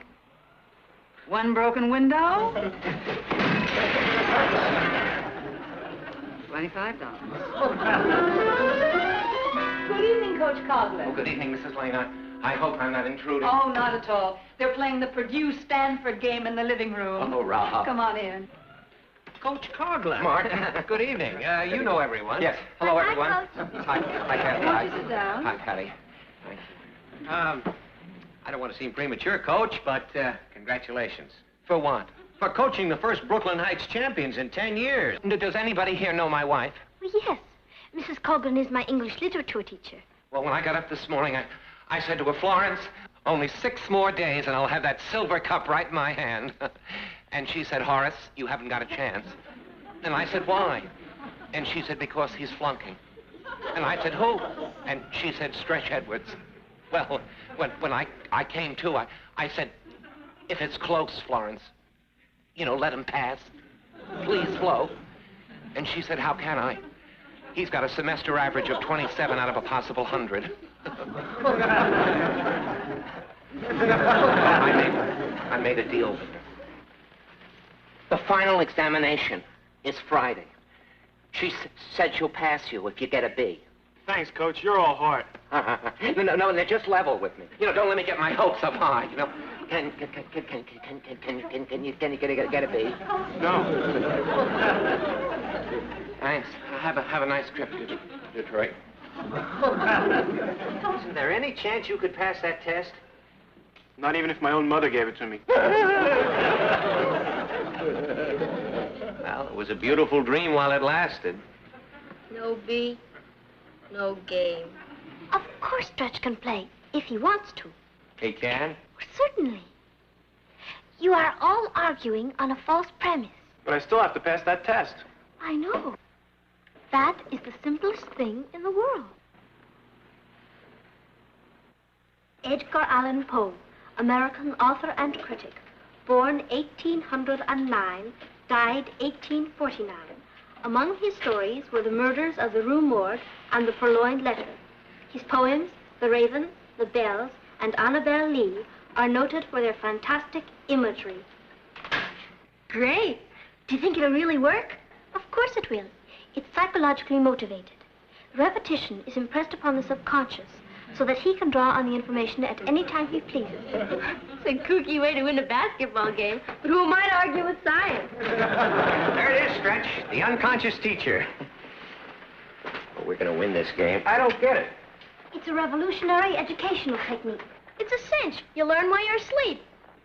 I don't learn when I'm wide awake. You've got to think positive. Positively. So I said, positively. Well, let's pop into bed, Stretch. Now? It's only 8 o'clock, Mr. Lane. Who goes to bed at 8 o'clock? I do. I never go to sleep before 10 o'clock. Well, this night is different. This is going to be the most rewarding night's sleep you've ever had. And tomorrow morning, those questions will be what you call a snap.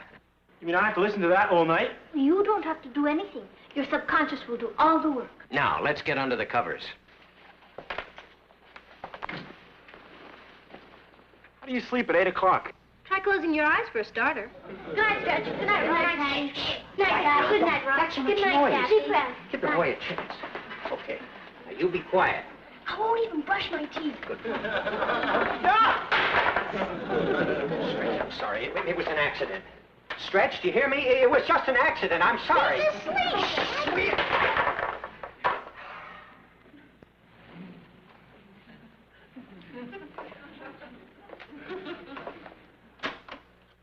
Edgar Allan Poe, American author and critic, born 1809.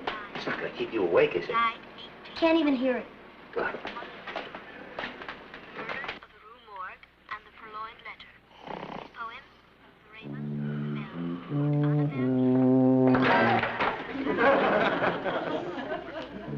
Edgar Allan Poe, American author and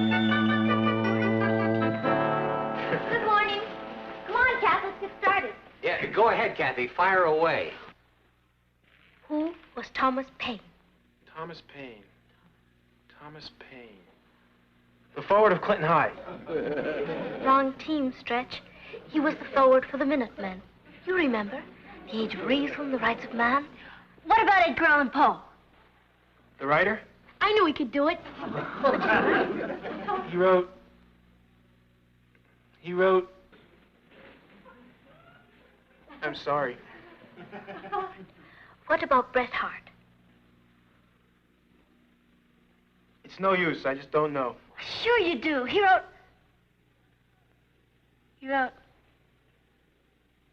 What did he write? The Outcast of Poker Flats, Plain Language from Truthful James, and The Luck of the Roaring Camp. I guess I'm just dumb. It was nice of you to try and help me, but I'm hopeless.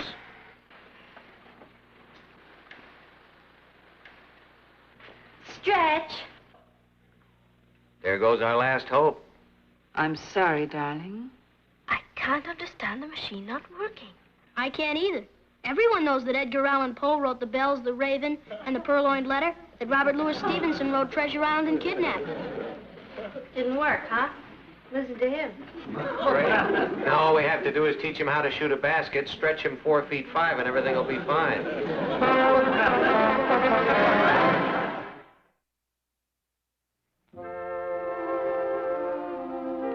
Stretch? You're not leaving. What's there to stay for? A lot of people are depending upon you. And I've let them all down. 17 years old and a failure. No, you're not. Oh, why, you're the school hero. Some hero. When I was born, I was a little baby. I mean, little. I was just like everybody else until I was 10. Then all of a sudden, I shot up. And now all I'm good for is playing basketball and helping my father paint the ceiling. Believe me, I wish I needed a ladder. I feel like a freak. You mustn't feel like that, Stretch. I feel silly calling you Stretch. What is your real name? Elliot. I've felt like a freak too, Elliot. My father is a foreign correspondent. Ever since I was a baby, I've traveled all over the world with him. That sounds great. Oh, it was. Except that everywhere we went, I was the new kid. It's not easy for me to make friends. I'm not as outgoing as Patty. So, when I finally did manage to make friends in a new school, in a new country, we'd move on and I'd have to begin all over again. That's rough, Kathy. I learned to fight in a lot of languages. You have no real problem, Elliot. You're tall and a very good athlete. And I'll bet you're very bright, too. You know better than that. You're in my English lit class. I'm a dunce. No, you're not. I've seen you in sessions with Coach Coughlin. Those plays are so complicated I couldn't follow them. That's different. That stuff's simple. Is it? Would you show me? Sure.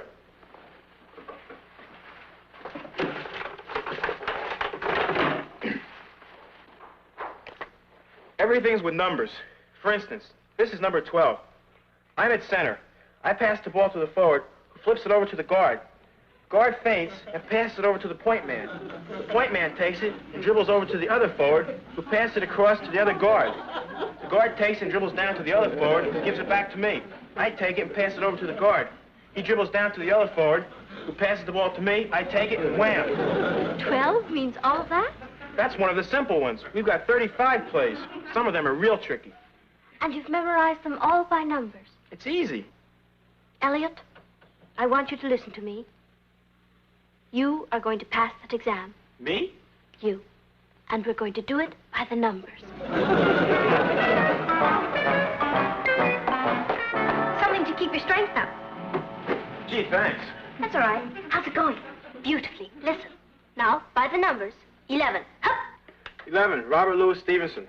Born 1850, died 1894. Rode Kidnapped Treasure Island, The Master of Ball and Tray. Right. 17. Hup! 17, Mark Twain, pseudonym Samuel Langhorne Clemens. Born 1835, died 1910. Rode Tom Sawyer, Huckleberry Finn, Connecticut Yankee. That's great, Stretch. You know something? What? It's easy with you calling the singles, but who's going to quarterback during the examination? We'll worry about that later. Let me handle that when the time comes. No, thank you. Right now, we've got to get those signals. 77. Hup! 77, Edgar Allan Poe, American author and critic, born 1809, died 1849. He wrote...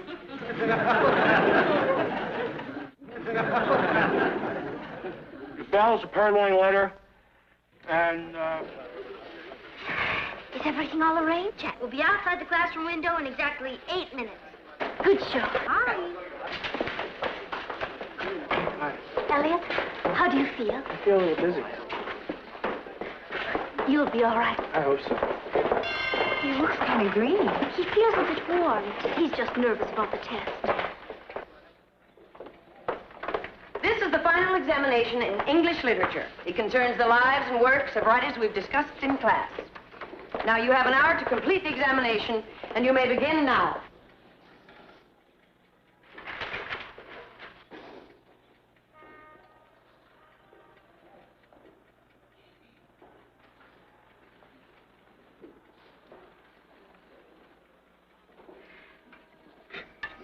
Mrs. Copeland? Yes, Kathy? It's terribly warm in here. May I open the window? Certainly. Thank you.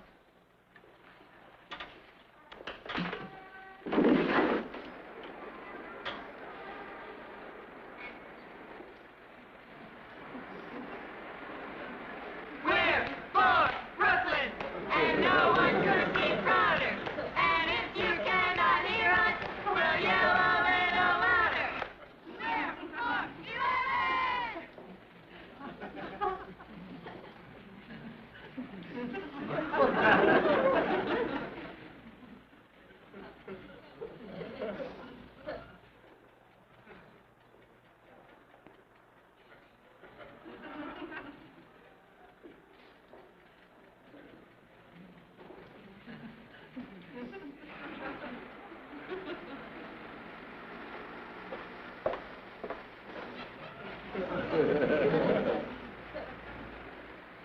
Hello, Mrs. Copeland. That noise is disconcerting, Kathy. Would you mind closing the window? terribly warm in here, isn't it? Oh, it's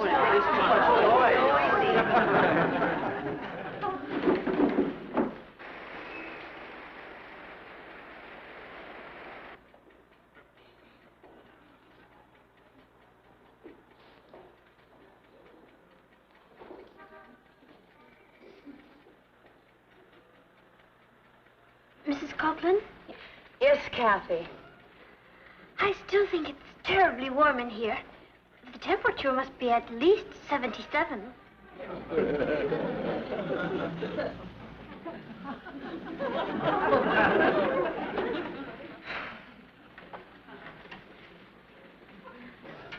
Mrs. Coughlin? What is it now?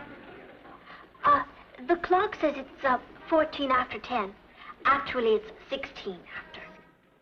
Well, thank you for calling it to our attention. Don't do it again. Mrs. Coughlin. Kathy. This is room 19, isn't it?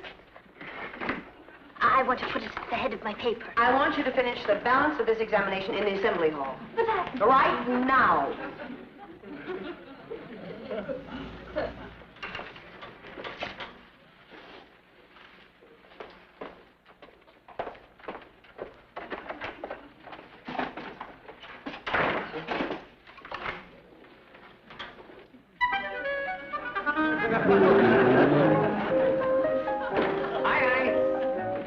Hello, darling. You're home early. Well, I'm just covering the local sporting scene. You heard anything yet? Nothing yet. Shouldn't be long now. Well? He flunked.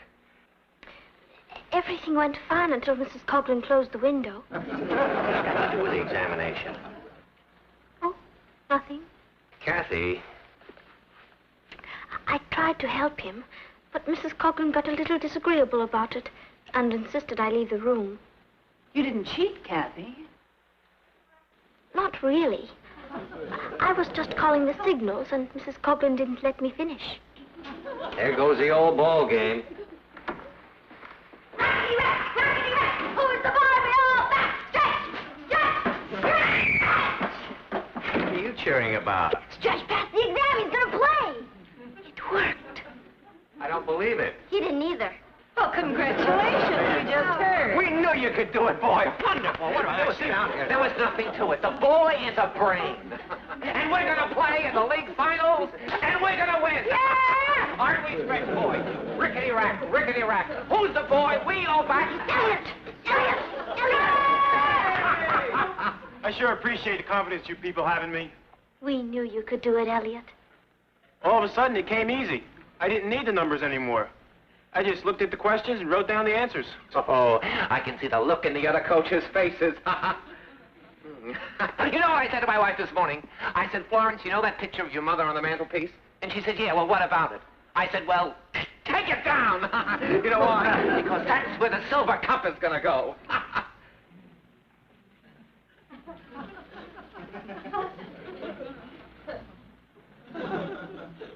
You know why she's not going to take that picture down, Stretch? Why? Because you've got the measles. The measles? The measles?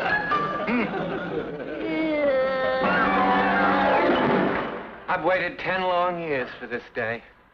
And what do I end up with on my mantle? My mother-in-law.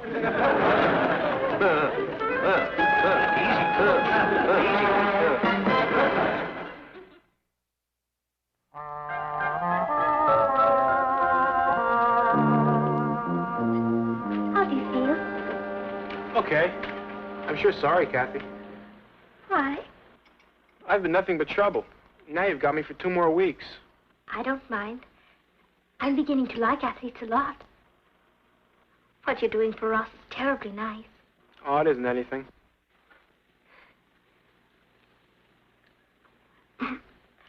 Don't forget to drink your water, Elliot. Good night. Good night. Number 68. The center pushes the ball to the guard, flips it over to the forward. The forward takes the ball and dribbles up to the point man. The point man takes it and dribbles out of the center.